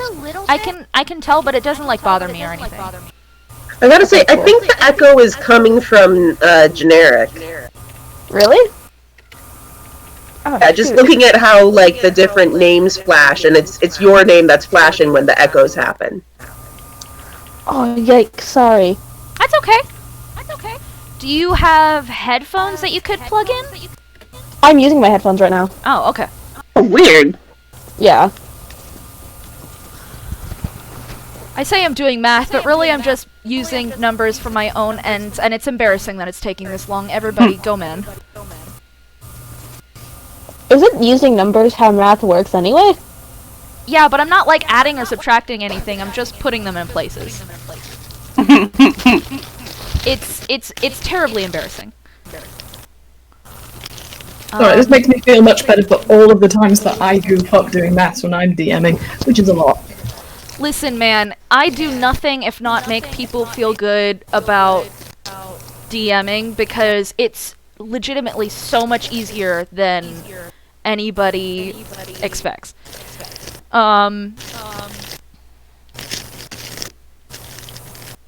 So here's what we're going to do. Oh no. Actually, sorry. We're not quite done with Tori and statue. Love statue. 10 out of 10, best character. So statue moves and says, "This is really quite a problem for me, my dear, that you don't have shoes. Because, you see, I have this whole grand plan, villainy concoction. It's very complicated. I'm going to tell you. Everybody knows that the villain has to monologue, but the problem is, it all centers on the shoes. And you, my friend, well, you just don't have any." Well, the actual legitimate reason is because when I decided to take into the light, I am able to break from the spell that holds us all. But that really includes like a whole big process, and that involves me taking off my shoes, and then I lost them, and that was a very long time ago. I'm also very poor, and I just didn't see the need to go get shoes again. Also, did I ruin like your whole gag? Because if so, I am very sorry, but just I don't have money. That's my only problem. Sure. I'm very sorry, Mr. Statue. I prefer gender-neutral language, dear. Don't worry about it, though. Everybody makes mixed statue. Mixed statue, sorry. Sorry, didn't mean to. You could even call me by my name. We're gonna be talking for quite some time without your friends, you know. My name is Rorim. Rorim.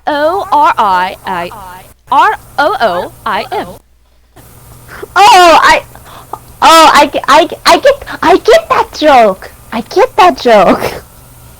That's very clever. That's very clever, Mixed Rorim. It's very clever. These are the jokes. So Rorim, like, sort of casts their hand, and, like, you suddenly realize that what's actually wrong with all the reflections, with all of the rooms, even in this terrible light, you suddenly tell it's actually not that the walls weren't straight up mirrors. It's that Rorim was controlling whatever was in between the barrier. And Rorim, like, clears just a little bit of it away, just around you, and says, it's mostly around your feet, you see, to highlight the fact that you're not wearing shoes and ruining their really great plan. They're a little bit miffed. And they say, well, I tell you that you're going to be talking with me for a while because your friends are going to be, well, a little busy with themselves, in a way.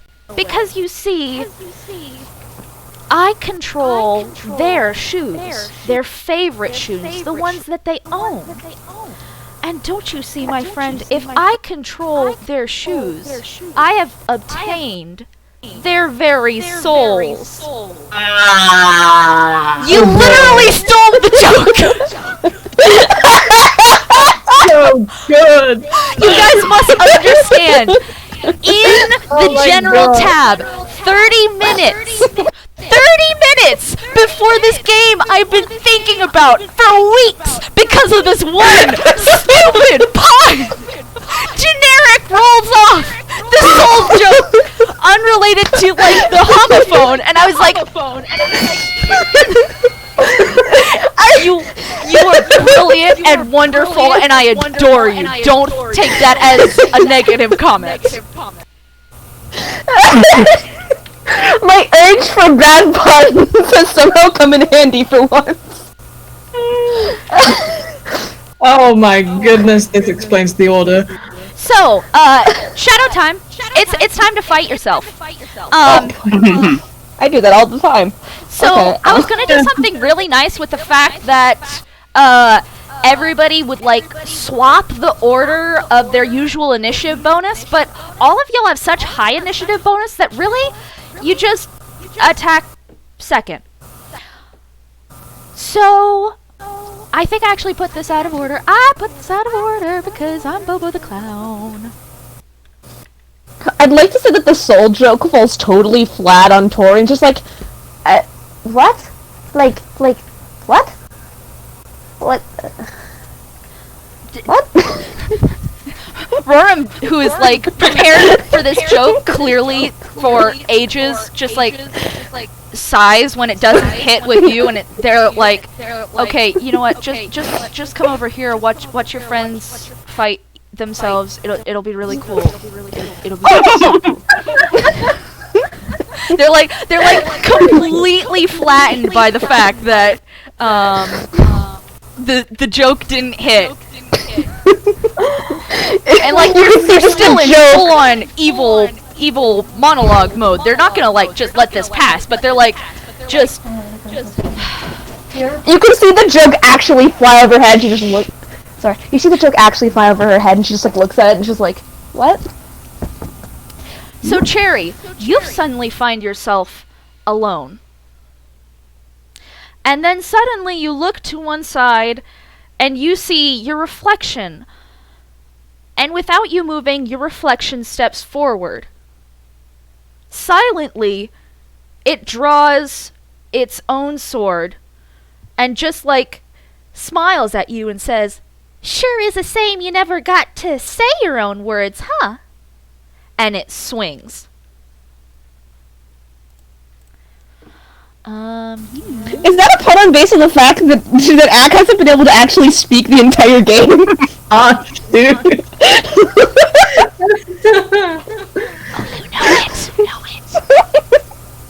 Oh no! Oh no. Unnatural 20, but it is a 20. Axe shakes her fist at the mirror, Cherry, and is literally hit. Alright, my dear. That means I get to use your great sword before you do, and I'm very sorry for that.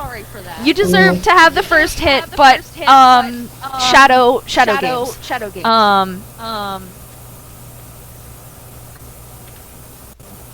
So that's 8 points of damage to you. And she like winks at you kind of funny.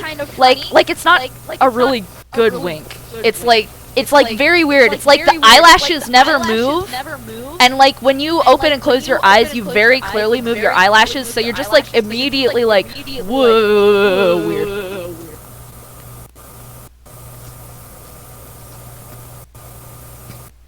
I gotta put everybody back into. No, you are pinned. Now I gotta edit. I'm sorry, I'm the slowest person in the world. I made this really cool thing, and now I'm just slowly going through. It's okay. This mechanic is really cool and probably took a lot of time. You're good. I'm so excited. I could pull off this stupid pun. I'm dead serious. I've been thinking about it for weeks. I am so happy. So you would say that this has been your sole motivation in doing this whole shot?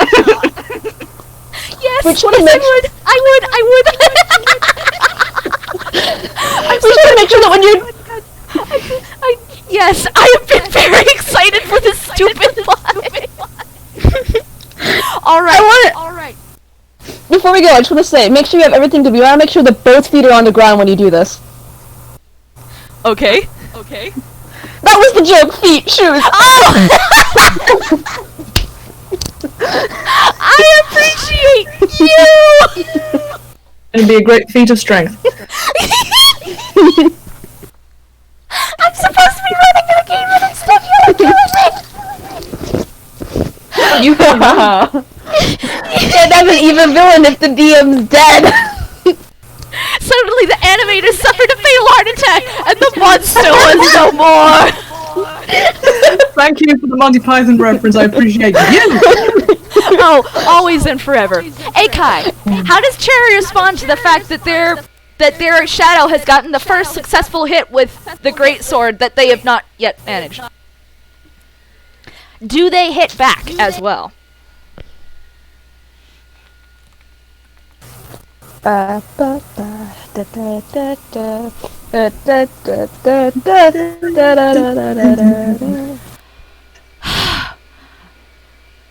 guys have no idea how hard it is to be holding back that joke. I'm dead serious. The whole thing was because of the stupid pie. As someone who sat on the name of my chair for, what was it, 8 years in my comic? I do. Sat on. But these are the jokes. These are the jokes. Heralding back to the Monty Python reference, if we really want to go head on, just have someone get crushed by a gigantic foot. Oh, we got to do that with Silent Image at least once. Yeah. I mean, It's everybody's gonna something have about their chance shoes. to fight somebody. Oh. Yeah, you do remember that you're still hanging out with Roram, yeah? You're right, the big old bad villain, I kind of forgot. Like, they're kind of depressed now. They're not really, like, they're like, busy, okay? They'll get back to you as soon as everybody has had their first round. Yeah, no, it's fine. It's cool. You can sit politely, like a good tune, and wait for the gag to pause before you get your next shot in. Oh, this is a great gag, I love it. Cherry's more or less offended that she didn't get to fight first. Alright, so that's a really good question. Here's the thing. You don't see Miss Tori at all. However, do make a perception check that won't be your turn.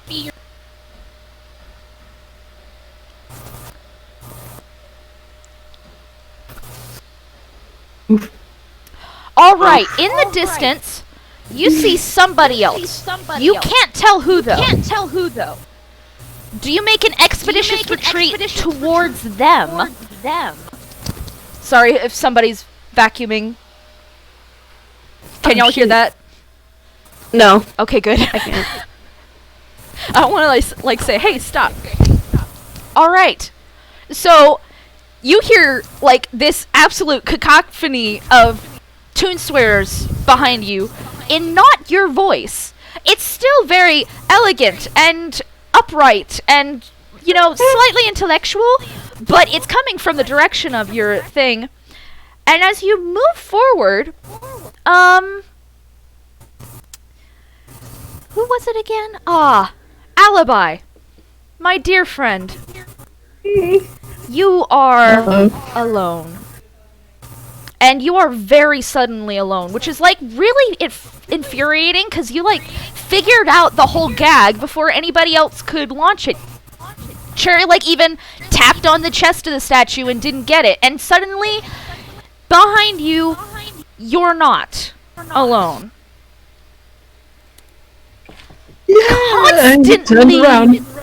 Constantly lying. Constantly telling people you're better than you are. Think that you can just get away with anything. And of course, I can. And you turn around, and behind you, wearing your shoes, is you, but not in the reflection anymore. And the reflection says, now, obviously, I can get away with anything, but you... I don't know, dear. It might be better to let somebody else take care of all of the damage and stuff. It's what you always do anyway.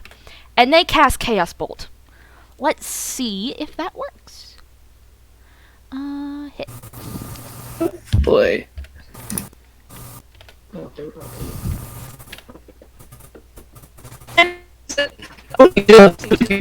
Hang on. You kind of got garbled. Yeah, love it. I'm building AC of 13, so just got me. Did my internet go out? Oh, What? Okay. I did not get the results of that roll, which is strange. You got 14, which Okay. So, in that case, that does 2d8 of damage. 2d8. There we go. And their words... that was a bit. Well, why don't you tell me, actually? How do their words hit you? Are they accurate, or are they just, like, kind of off?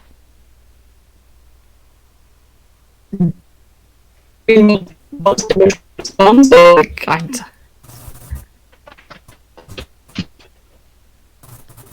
Sorry, you cut out a bit, so I'm not quite sure what that question was.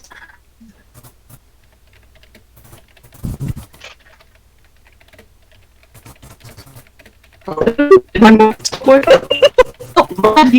I hear you. We can stop. Yeah. RIP. Sit. I'm just gonna sit here for a second. That would be rude to play the game without the DM. Yeah. Alright, can you guys hear me now? Yeah. Yes, Okay, we can hear you now. I think I legitimately just had a weird glitch, because that was very strange, but it seems to have stopped. Okay, that's fine. But I did miss what you asked me completely. Yes, I'm sorry. Did the words that the copy said when they also hit you quite rudely for 9 damage, were they somewhat accurate, or were they just, like, weird and off? It sounded like words that Alibi's heard before, both internally and externally, so he didn't like it. He's not convinced that this is a version of himself, considering he's just had a lovely time with 3 of his own selves. So, yeah. he takes that damage and sort of nods in a sort of, yeah, okay, alright, fair, and then sort of says, you know, the problem with being an imitation is you're just not as good as the original, and fires it back. But I'm also going to expend a sorcery point, so I'm going to twin cast it. So I cast it once, and that hit, and I cast it a second time, and I think I have to roll this twice. And that definitely hits. That's so a you get natural hit 20, twice. my friend. No, it's not. It's a 21. Not natural 20. I'd love it to be a nat 20, but it's not. Oh, I'm sorry. I get the numbers wrong sometimes. I'm Bobo the Clown. It's okay. I could have said yes, and then I'd be in the money, but I'm not gonna do that. Okay, so gonna shall we just like double this? So 24 I hit you for 20. So 24 20. kills you definitely. Yeah, let me choose how, because I can choose how the kind of damage goes, and I think what's fitting for this toxic behaviour is a nice little bit of poison. So that's 24 poison damage. So your reflection like melts, and it's like not even very good as it keeps deteriorating. It like whines and then fusses, and then it's like, I didn't even get to say the hard stuff. What the heck? And you turn around, and suddenly you see not only has like the mirror sort of like cleared around you weirdly, you see people in 2 directions. You see one very close to you now. You see your friend Cherry. Or, well, at least your companion Cherry, and they're being chased by something. But you also see something else? You don't know if you could reach it as fast as Cherry could, but you're now within shouting distance of Cherry. But before we get to that, Starr. Starr, Starr, Starr. The one beloved for who they know. The one beloved for who they're related to. You, my friend, are quite famous for getting wonderful receptions based on your family ties. For being friends with the best. For not being the best yourself. And I don't know you, but I don't know what I would do with myself if I had to deal with that. Because suddenly you find yourself alone. You find yourself completely and utterly alone, and it's strange because, like, everything has warped around you and nobody else is around, and you suddenly realize not even your shadow's around. Not even your reflection. Until suddenly you hear behind you, "Oh, Starr. Oh, my dear, were you missing these?" And behind you, directly behind you, is an almost perfect reflection, holding your shoes. And they say, "I'm afraid that, honestly, you're not going to be that hard an act to beat, my dear, because, quite frankly, well, everybody knows that people aren't in this for you. They wouldn't notice if you're gone. They'd just notice if the gift's left, and, well, I could do that just as easily as you, my friend." And from behind their back, they pull out their glaive, and they swing it towards you. Let me scrub, Lord. And they miss. They miss horribly, and, like, blink, and, like, their eyes don't do the proper metallic blinking. And, like, they just sort of, like, stare at it then, with the shoes still in the other hand. How do you respond? She huffs, takes out her own glaive, and says, "In the words of my godfather, of course you realize this means war." And she responds in kind. Yeah. The curse of having a high armor class. It's very hard to hit myself. You just glance off your own armor, and you, like, sort of fall back because you're not really, like, intimidated by this person who's clearly not you. You're you.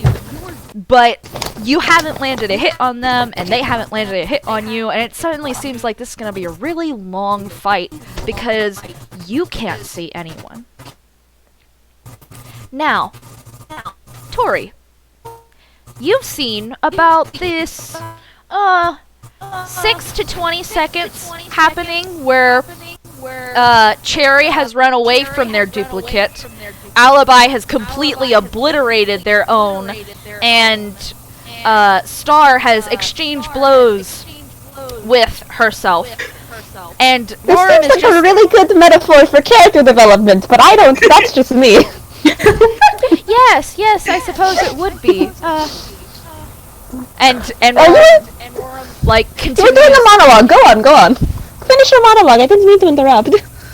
Oh, yes. Well, you see, it's really quite easy. You see, I'm not just taking the shoes of your friends. You see, I'm taking the shoes of everyone. Once I, get rid of you interlopers, which have completely dismantled my guards, which is just, they sigh, like, honestly, it's just embarrassing. I You intend. didn't hire very good guards. They just were fighting the whole time. I mean, themselves, not us. I mean, us too, but, like, you get our point.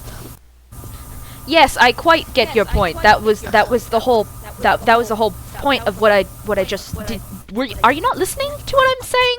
Are you just like off in La La Land as I'm explaining the whole plot? I'm laying it out for you as simply as possible because you completely missed why this was so cool. I possess their very souls. It's a homophone. It's a pun. Oh, I'm not very good at pun. I mean, I was yelled at earlier for making, I think, wrong. I'm very sorry.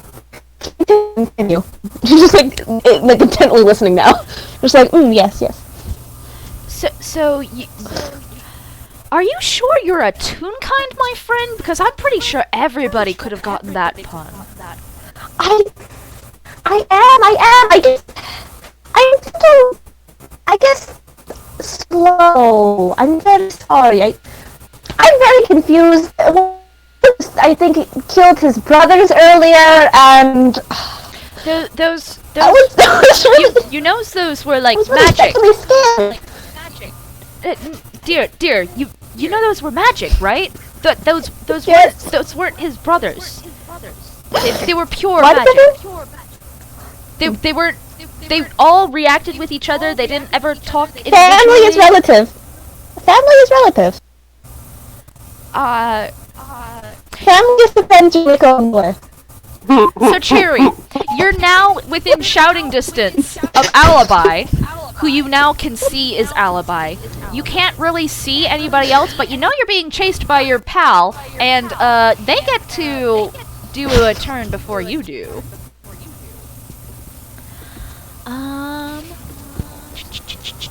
Cherry bomb. I mean, okay, somebody had to do it, alright? Somebody had to! You should say it. It was coming.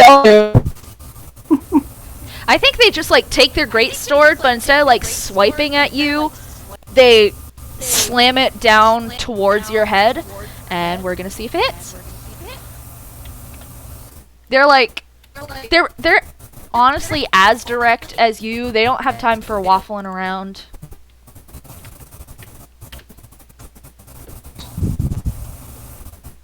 Eleven is not going to hit. So they like bring the sword down and then it like back off and like doesn't even hurt. How do you respond? Do you talk to Alibi? Do you turn around and try and fight him again? The world is your oyster. Or the battlefield, I guess. So was it just me, or was Snell cutting out every other word there for anyone? Yeah, she was. I don't want to mention it because it was just me. It's okay, you're okay.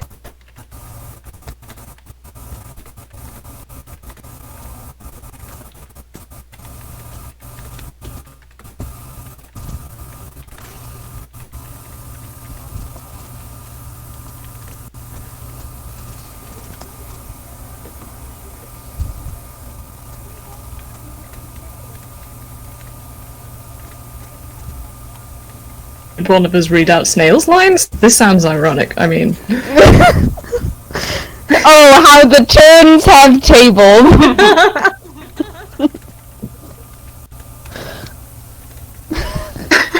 Should somebody read out Snail's lines? Just Uni, for you have a great posterity? voice. I mean, I One can with try American it. accent. Oh, she's back! Yeah! Okay, maybe just like pausing for a second is what does it. I'm sorry guys, we're at the final fight, so I don't feel like pausing to like restart my computer, but I think you're right, it is me. Did you hear all that? Man. Yes, the explanation. Yeah, we got okay. that. Yeah, the explanation we got. So what I said was, in effect, Cherry, what do you do now that your fake's attack just like sproinged off of you and didn't hurt?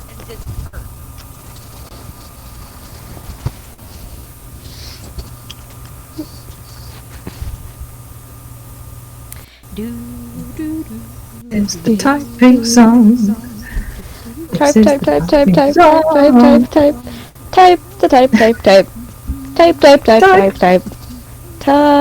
Type.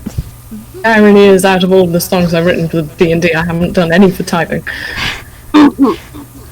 I think Cherry realizes that and continues to rush towards Alibi. She puts her shield onto her back, and when she's close enough, she comes to a screeching halt in an attempt to make Mirror Cherry trip over. Okay, that's like athletics, acrobatics. I think that I'll put that under acrobatics because you're trying to like trip them up. Go ahead and roll for it, my friend.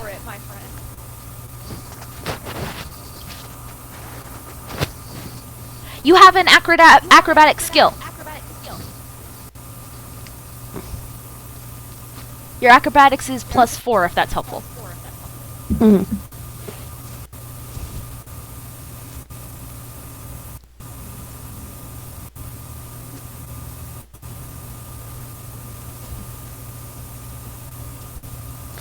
A 7 is probably not gonna do it. Am I right? That just seems way too low. You make a valiant effort, but like instead the other cherry like just puts her hands onto your head and like vaults over you. So they're now like in front of you, which is good, but they're not stopped, which is bad. However, Alibi, you have sort of like found your way into this torn order sort of thing. So do you want to do anything? You want to help a buddy out? You want to be a pal? Yeah, question, because the first thing he would have done was take a good old glug of one of his healing potions, because he's hurting. So would that take up my action completely, or would I have done that before venturing forwards? Because I think he would have done that. Go It ahead. counts as a bonus action to glove down the potion. Yeah, go ahead. Yeah, It's a that's bonus what's action. happening. It is an action, but in this case, maybe it's a bonus action because I had to voluntarily walk towards the other space. I'm just gonna go ahead and say it's probably gonna be like a rule for me that just taking a potion is a bonus action, because I hate people out of the game for so long, like an entire turn just to like not die. Okay, that's awesome, because that means I'm back to full health and I still can do a thing. So I witnessed this slightly comical, but also not comical situation before me. But the thing is, I don't know which is which. Yes, you don't. So I'm just gonna be like, isn't this a situation? And basically, I'm not going to engage. Because, like, would I? Nah. So, basically, Alibi is going to lurk and wait and watch, because he has no basis for, like, determining which one is which, and he has no desire to accidentally aggro a fighter, which, is not a good idea for a sorcerer to do. It's really not. Yeah, so it's a big old...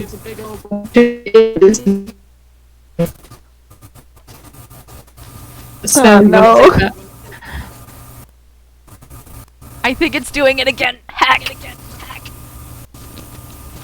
Y'all hear me? Yeah. Okay. Can you read that line? Yes. Cherry in the distance yelling, no, that's not me, that's not... And what does the other person do? I think the other person perfectly mimics, no, that's not me, that's not... But cuts off at the exact same place. Okay, that's super disconcerting. It's almost as if they're mirroring each other. Yeah. That's, I think, I literally don't think that Alibi would interact. And what he's going to do is say, alright, well, what I propose is, what's that over there? And points. And do they both look? Well, I don't know. First, Cherry has to decide if they look.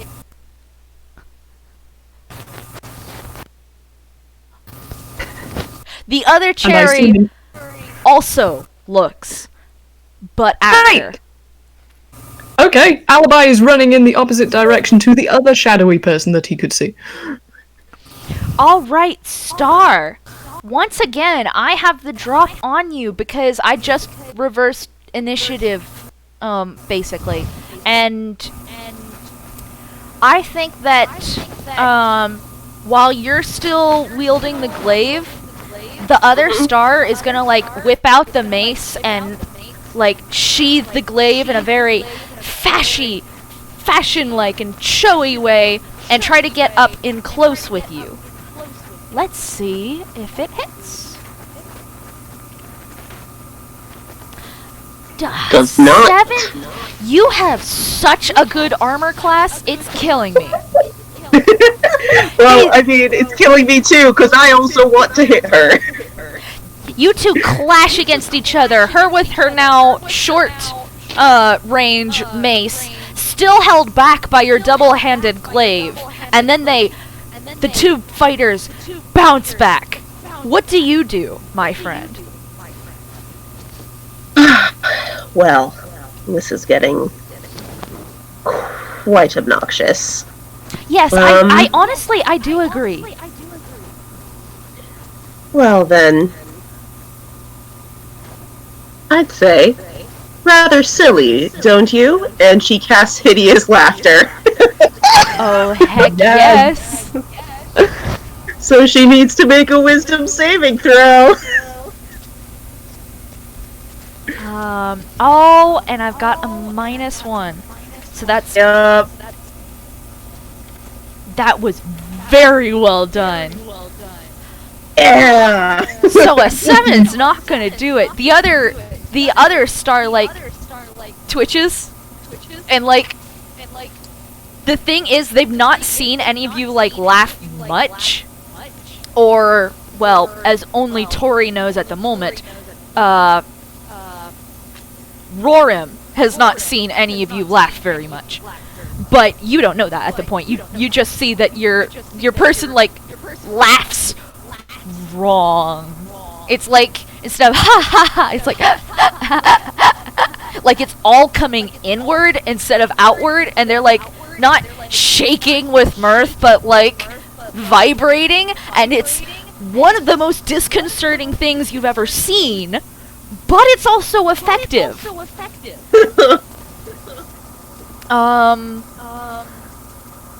Oh. That's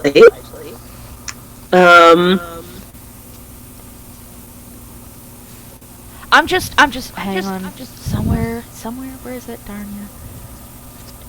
So how long does that like take me out? Let's see. Hideous laughter. It can last for up to a minute. And I'm just like on the ground and unable to attack? Yeah, you are incapacitated, unable to stand up. At the end of each of your turns, you can roll another wisdom saving throw, but otherwise you are down. Phenomenal. So the other Starr is just still doing that weird laugh, but currently they're completely incapacitated.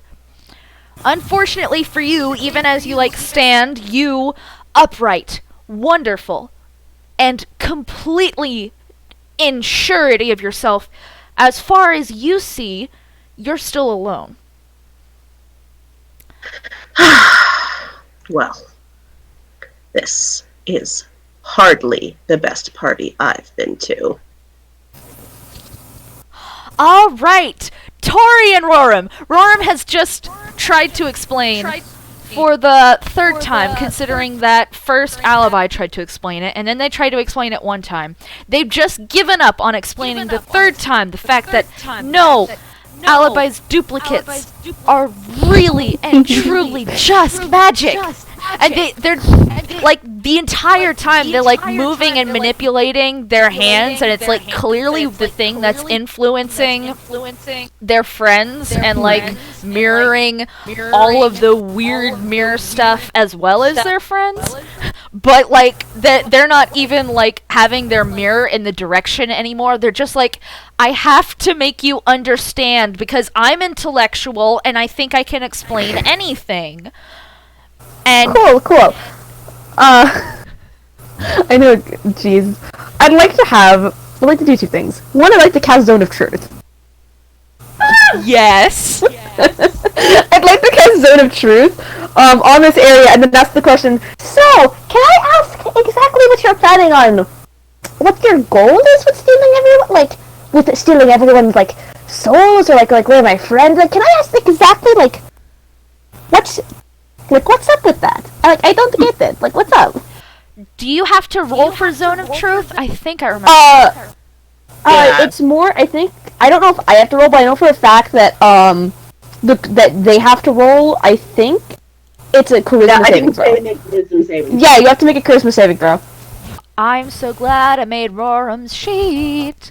They've got great charisma. Oh, no. It's charisma against my spell save DC, right? Right? Yeah. Yeah, I think that is. Oh, but they are very distracted with how completely and utterly focused they are on the fact that you will not understand that it is not a person. It's just magic. They were just two magic duplicates.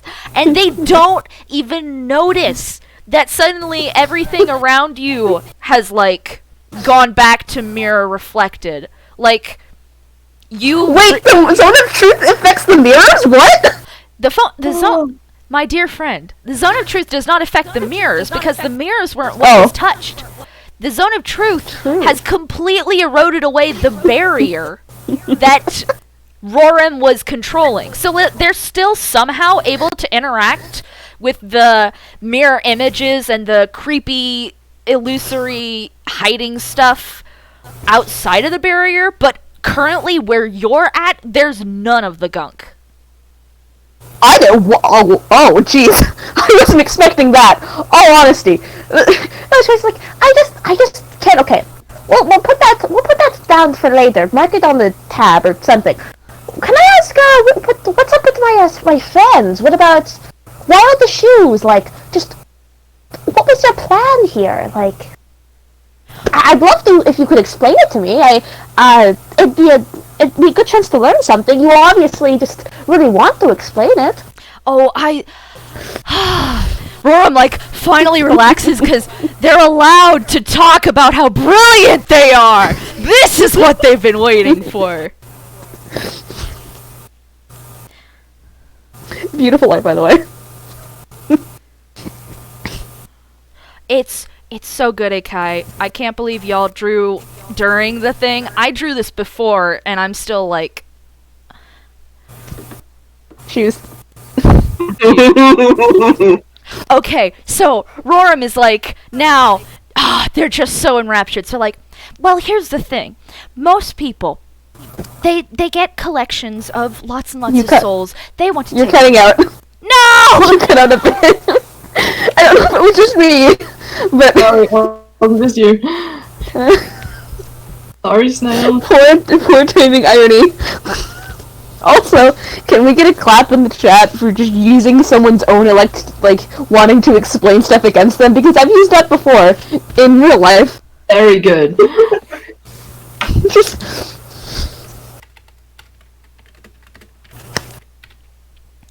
Okay, we still have 30 minutes. I swear we're gonna get through the end of this within 30 minutes. I believe in you! Do it! I swear upon all the salt in me, I can't believe that I've never had internet issues with this thing before today. Okay. So Roram is so excited that they get to explain what's going on. And they're like, well, dear, you see, most people, they get access to people's souls. Well, it's really actually a complicated process, you see. This is actually unintended. I was not specifically after your friends until I noticed that they were after me. But here's the thing, my dear. This is a great proof of concept because everybody talks about how the eyes are the windows to the soul, which is just like horribly gory, yes? It's just like if you were to own them, in which case you could use them even if they still belong to the other person. You would have to remove their eyes and oh my dear, I don't have eyes and it's just absolutely abhorrent. It's just terrible. It sounds very messy. And some people have multiple eyes, so how would that even work? Yes, For people absolutely. who don't have eyes like yourself. You see, it's just terribly inefficient. But here's the thing.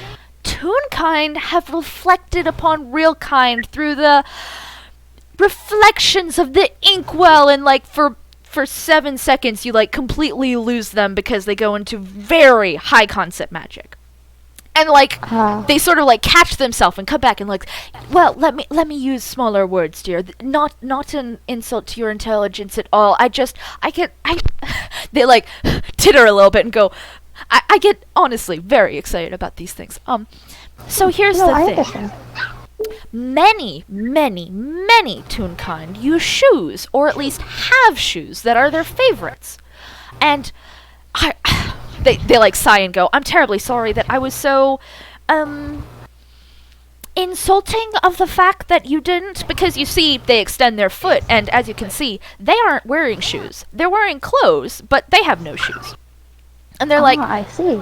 I don't choose to wear shoes either, so I was just a bit flummoxed by the fact that I couldn't, like, make you relive what I saw as your own personal hell, and try and imprison you so that you would just leave me alone and let me continue on with my plot to steal people's shoes and finish my proof of concept. I wasn't trying to hurt any of you, you see. I just needed my proof of concept to be big enough to do something important. Like, important, like what? Well, So happening in 6 seconds. well, you see, so there's this mages conference that happens every year, and like, it's very political, like, astonishingly political, except for the fact that we're all mages, so it's like really not surprising at all. And it's like, I wanted something impressive, and like, people constantly going on about the different kinds of ingredients you need, and there's like Eye of Newt, which is the name for Your a different entire flower, but there's also like, people have warped and abused that to make actual Eye of Newt as part of spell ingredients, and they like put their hand to their mirror head and go, this is gonna sound so silly, but like, I just figured that like, if this works after you prove that it's like truly a possession, not only would I be terribly impressive both with my control for the not necessarily as kind magicians, but also for my immediately releasing everyone for the easily persuasive nice magicians. I just figured that like, we could give the Newts shoes for a couple of days, and that could be theirs, and then we could use those as the soul's element, as part of the Eye of Newt that's put in as like actual eyes things. It sounds rather silly if I explain it, and they're like kind of tittering, and like, they're clearly waiting for you to like encourage them and say how that's a really, really amazing thing that they're doing. No, it's not. Actually, that is kind of smart. I'm not gonna lie. I can see where he's coming from. Like, she's like, no, actually, that is very impressive. I didn't know it was even a flower originally. Like, that's shock. I think this is a wonderful idea. Like, this would be a very good thing to show off. Yes, you do see. You see, I do. It's very nice.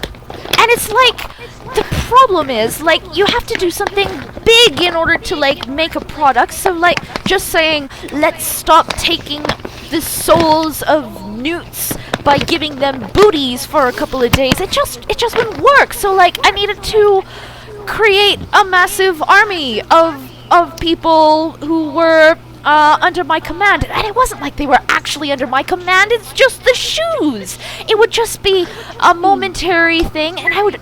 Here's the thing. They, like, pull out a scroll from their pocket, and then they, like, flip it out, just like... And it's, like, very long. It's cartoonishly long, if you'll pardon the pun. And they go through, like...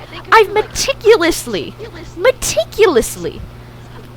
made a list and then updated every time a person moved all of the people whose shoes I have creatively borrowed. I was going to give every shoe back. I just needed a lot of them. And then you three somehow actually found me. They look at your friends and are like manipulating the cords again, and you can see that like it's about to get turned back to them, but like as the screen moves towards them, she was like, they're like, it's honestly kind of impressive that they found me at all. They must really love their shoes. And then it is time for Cherry and Alibi to sit out. Cherry I can't think of anything to do besides use the greatsword again. So we're just using the greatsword again. We're going with directness, baby.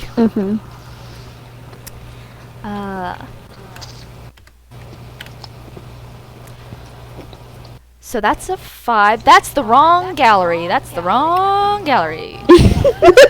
Oh no, we're rolling in the coconut gallery now. Can we ignore the fact that one roll, because I don't want to like re-roll, because then I might get a better roll, and like honestly the fact that I failed is kind of funny. Okay, so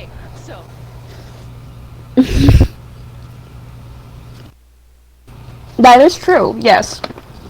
I got that mod, so once we get to Alibi, we'll actually see you towards the other shadow rather than the cherry fight. Consider the coconut roll. Thank you, mod, for checking. I know that I was cutting out really bad for a hot second there. So, Akai, the other cherry has just missed horribly. Alibi has also run off. Like, you could still see them and you could still catch up to them, but, like, they aren't particularly intent on helping you. What do you do?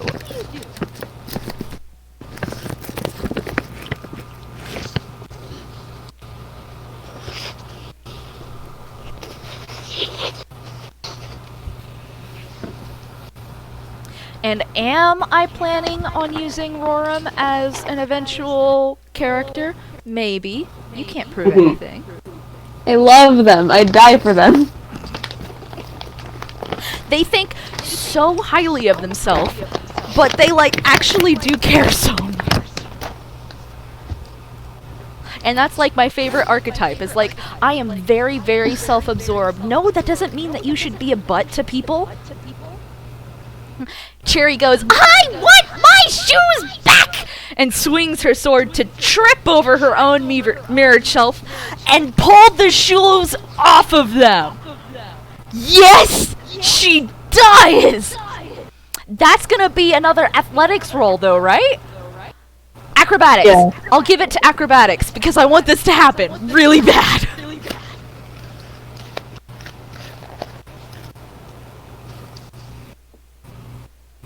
Roll for it. Roll for it. Come on. And there's a +5.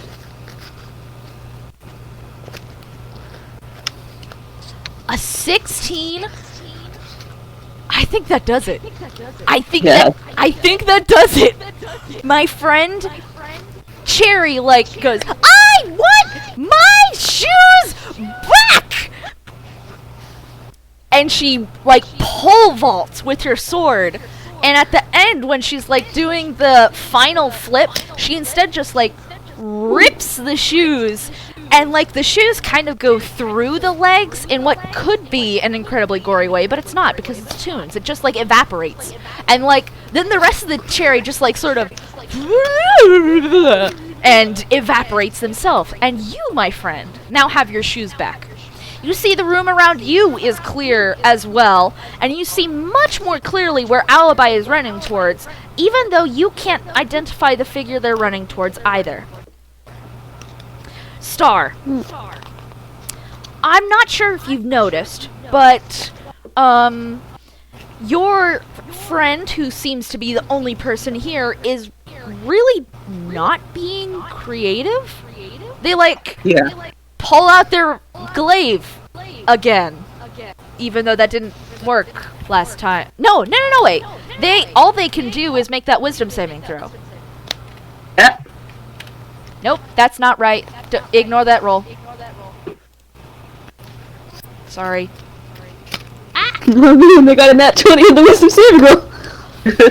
I mean, that would have done it, but like, I made Bobo the Clown mistake.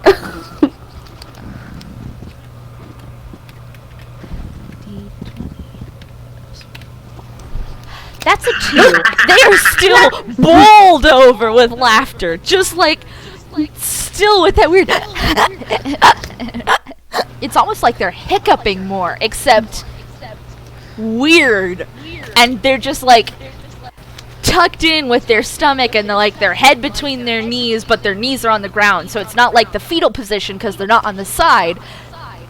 It's honestly getting to somewhat distressing at this point. It's very weird. Roram does not know how people laugh, even if Starr doesn't know that Roram's the one that's controlling them.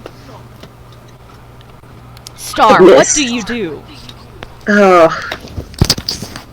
Remember, as far as you can tell, you're entirely alone and trapped in some room. Well, I suppose I will have to make an apology to my dear friend Francis the cat. I did tell him imitation was the sincerest form of flattery. But I must revise that. I was waiting for that one. It needs to be a slightly more effective imitation. She's just gonna, like, lean down and try and untie her ballet shoes from her copy. I think you succeed. So, I'm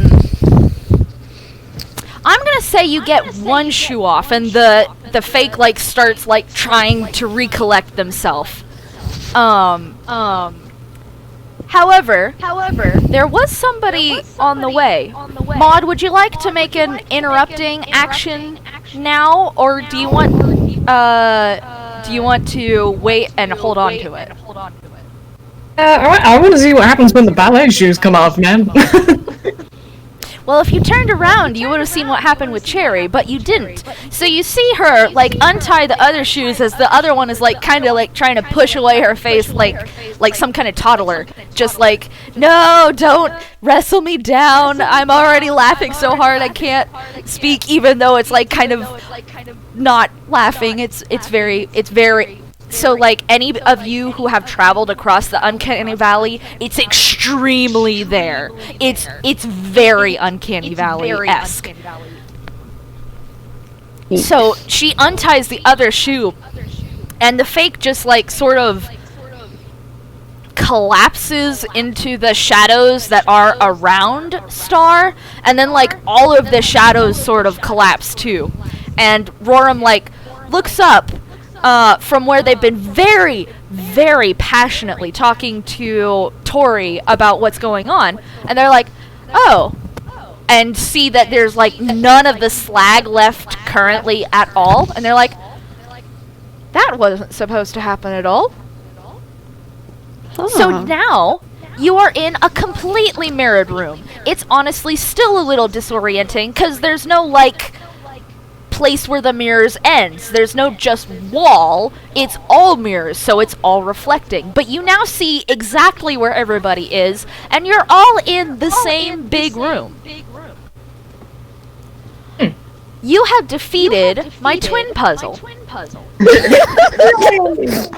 The shoe puzzle. You have defeated my soul puzzle. But I'd like to ask. Yes. Is the reason you make it twins so they could fight in pairs, like shoes? That's okay. all. Okay. Okay, so here's the thing. No, but I want it. I should have done that on purpose. That's what you were doing with like the double guards as well. It's like they're like pair of shoes. Yeah. Everything was in pairs. I'm so mad I didn't think of that myself. I'm genuinely furious. How did I do this on accident? First I solved your soul puzzle 30 minutes before the game starts, and now we have this. Honestly, I think the game has been playing us because from the start, Snail has had an echo.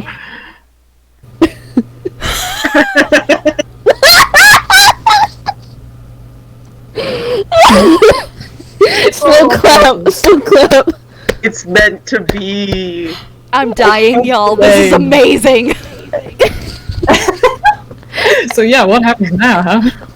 That's the question for you to decide, because now Roram, who is clearly like posturing with their hands that they were definitely controlling everybody, and is also the creepy statue that Alibi totally called was not a statue before he was like transported away with everybody else, is now like, well, So, I think Starr Cherry... I must say, darling, I have not seen a display this ostentatious since I went on that private tour of Screw McCodger's Golden Vault. You must come up with a better decor. This Alibi sort of looks at Starr and says, "Have you tried looking in a mirror?" Oh, I did. But, the ones here, they don't seem to work that well. I'd like to say, Tori said, he's like, no, wait! He's good! He's good! Well, not good, but good. Intention good. I think.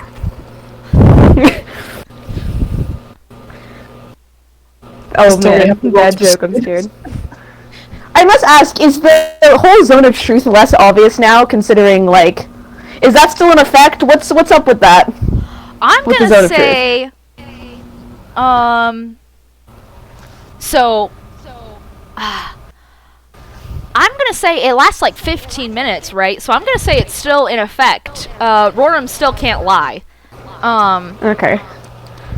So yes, what they've been saying is the entire truth. They wanted to do something really impressive because they wanted to save the souls and eyeballs of newts, and also they sort of like just stumbled in with this as a proof of case. Roram cool. is right next to Cherry, who is, I'm gonna say, oh, I have the wrong thing pinned. We're gonna take one more picture. It's fine, don't worry about it. Don't worry, we're very close to the end.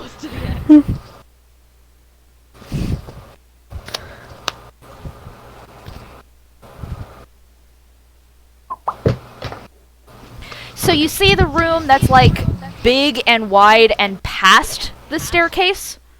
The statue is where Roram was. You're now in that big long hallway past that staircase. So Roram is with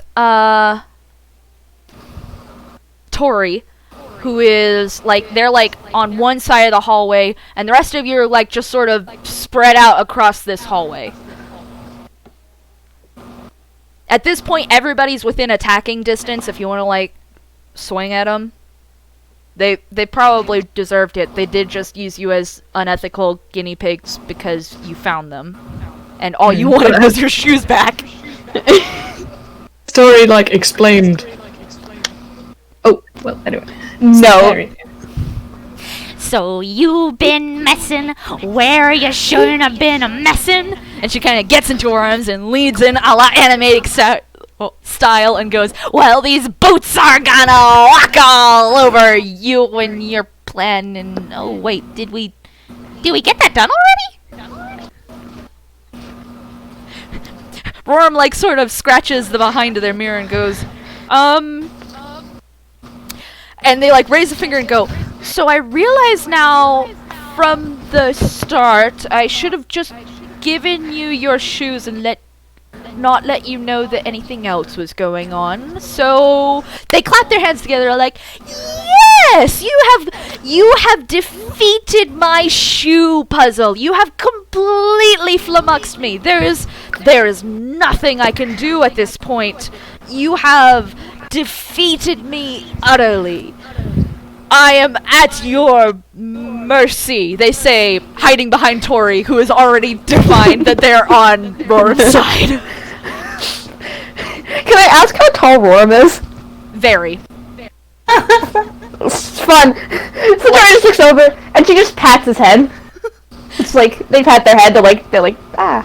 It's like, you're good. They like point at Tori like, yeah, see, they say I'm good. Cherry squints at them. Weird flex, but okay, and casts Tasha's hideous laughter on them. Okay. In the meantime, everybody else, tell me, are you as okay as Cherry and Tori with how this is going? 'Cause like, they did steal your shoes, and you're in their rights to give them some pain. 15 That goes back to Akai, right? Because it's a saving throw? Okay. Akai, tell me if that works or doesn't. Depending on this rule. If it does, I'm going... I will say for a fact, I know for the fact that Orc Pub does not show you your spell save DC. I had to calculate that myself. I'm gonna say it's gonna be very strange if it works, because remember, Roram doesn't know how laughing works. They're attuned, but they don't know how laughing works because they're like not. Hey, they're object head. Cool. Akai, would you like me to calculate your spell save DC for you? Because I will if you need me to. I need to remember how I... Okay, wait, give me a sec. If it helps, I've got Hideous Laughter and my Wisdom saving throw is at 10, but that's because my Wisdom is bullshit. So I've only got a plus. So yeah, it's 8. I think you're proficient. What's your It's 8 plus your proficiency bonus plus your intelligence modifier. So their intelligence is +1, and their proficiency bonus is +2, so that's +3. Cool. Let me.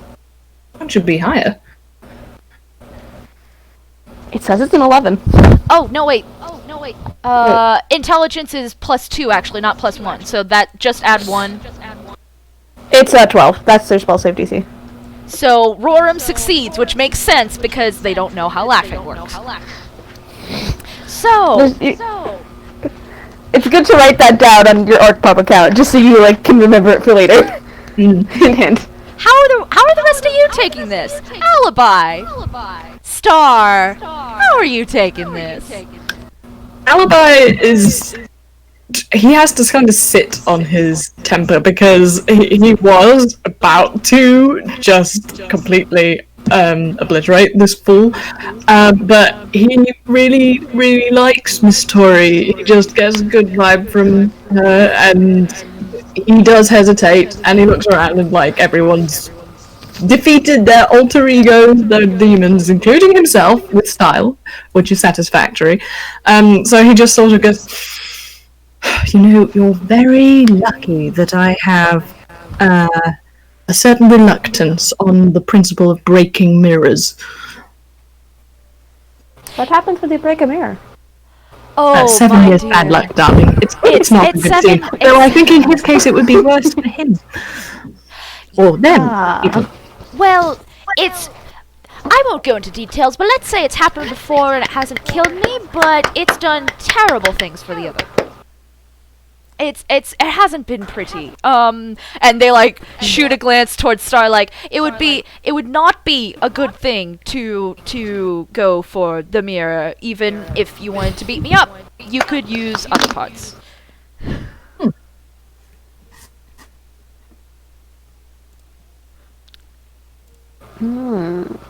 Starr, how do you feel about this? Well, I got my shoes back, and honestly, I don't like this individual much at all, but also genuinely no harm done. The cheap imitation couldn't even lay a hand on me, so I suppose just wasn't very a well-executed plan, my dear.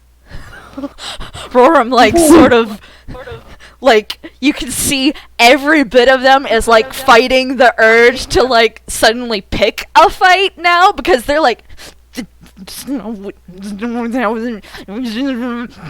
they, sort of turn around and, with themselves for a while, and then they turn around and go, "Let me fix this for all of you. I have just had a brilliant idea. You see..." Oh, what is it? All of you, except for you, my dear Tori, and they pat them on the head, and it's clear Tori is also part of the adopted club with Roram. Everybody adopts Tori. They pat Tori and go, "Not you, dear, but everyone has their shoes back, and so they are made whole. But considering how magic can, like, reflect back on the past, and you can, like, I could, like, expose this at the conference, that, you don't need to worry about that, dear. And they just hand wave it away, like, quite literally, like, the word balloon of the conference appeared, and they, like, literally hand wave it away. It's like, none of you need to worry about that. I would like to pay you for services rendered to the magic community for a proof of concept. And they pull out a piece of paper, and, like, for literally less than 5 minutes, they just go, "One moment, dears, let me just copy this out 3 times." And it's, like, the most bare bones contract you've ever seen, and literally all it says is, yes, Roram is allowed to use this specific entire encounter as a case study, for how they're using magic shoes as obtaining one's soul is effective.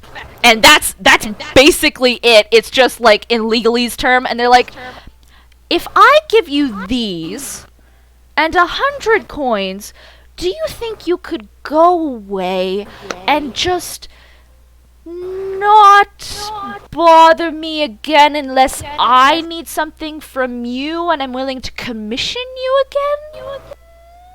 Blackmail! That's all Well, that Tori says in response.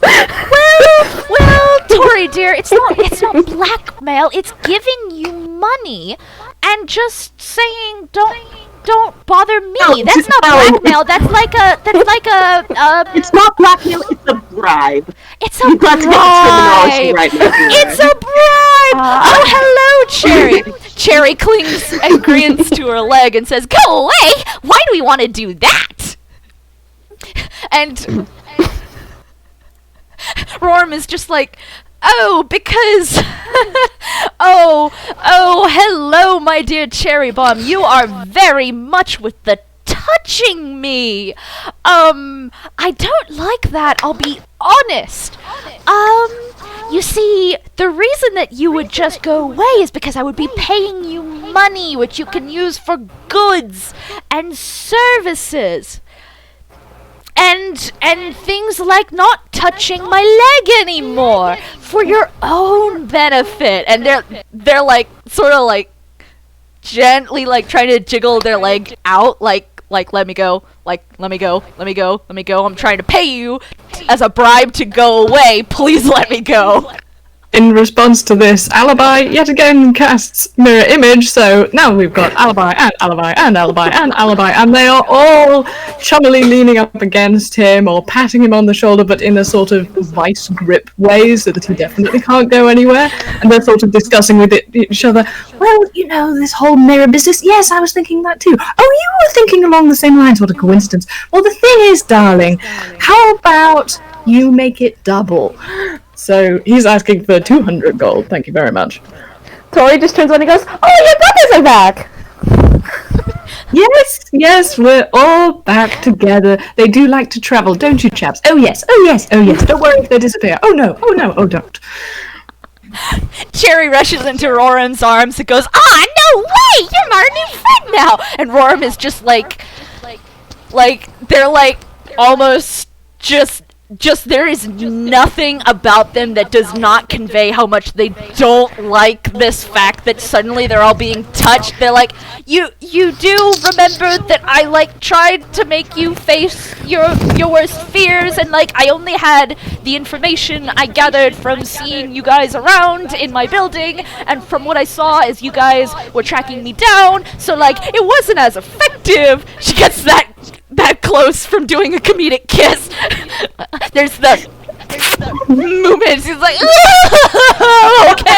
okay, listen, I cannot do 200, but listen. She like pushes all of you down in like one single move, and they go, "Okay, listen. No, I said I wouldn't. 150.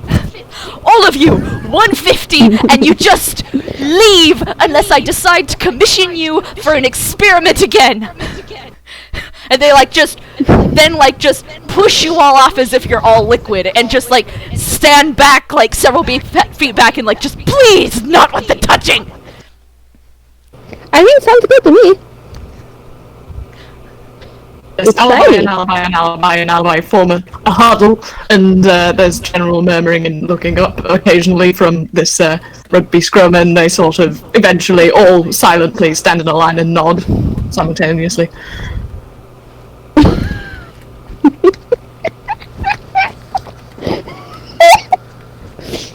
I had died for Cherry, just so I know.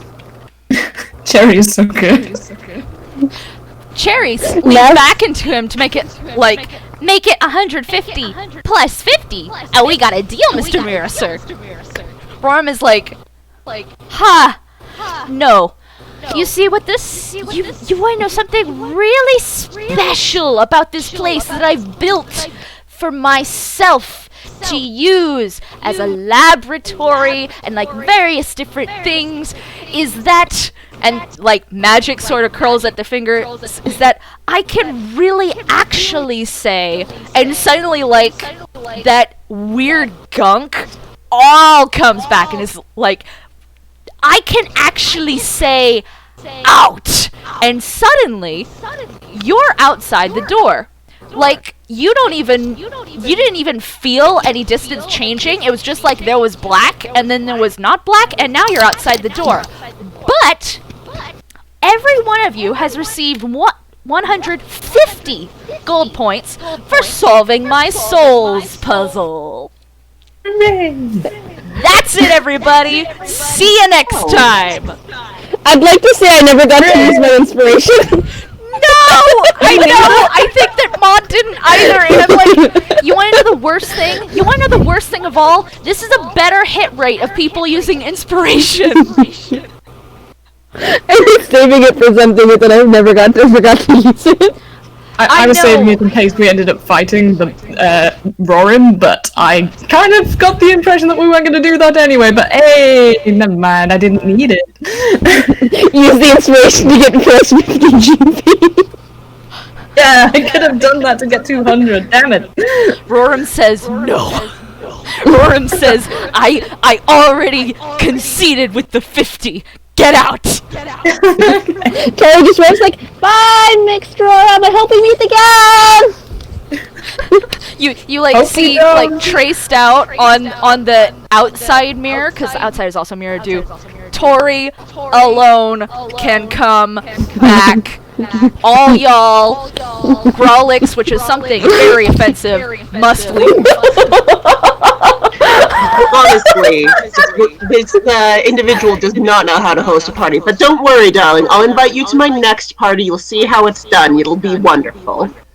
Oh, yay! I hope I can meet you all again.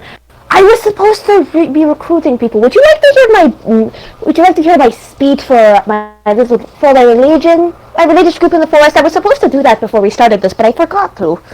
Oh, thank you, but I am already spoken for. Oh. And I've got to definitely be elsewhere right now, immediately, for no apparent reason. Akai has one less thing. Hey guys, Cherry tries to get everybody's attention real quick. Oh, yes! Isn't darling? I guess you could say we got booted out! But that's all, folks! Sleep on Cherry.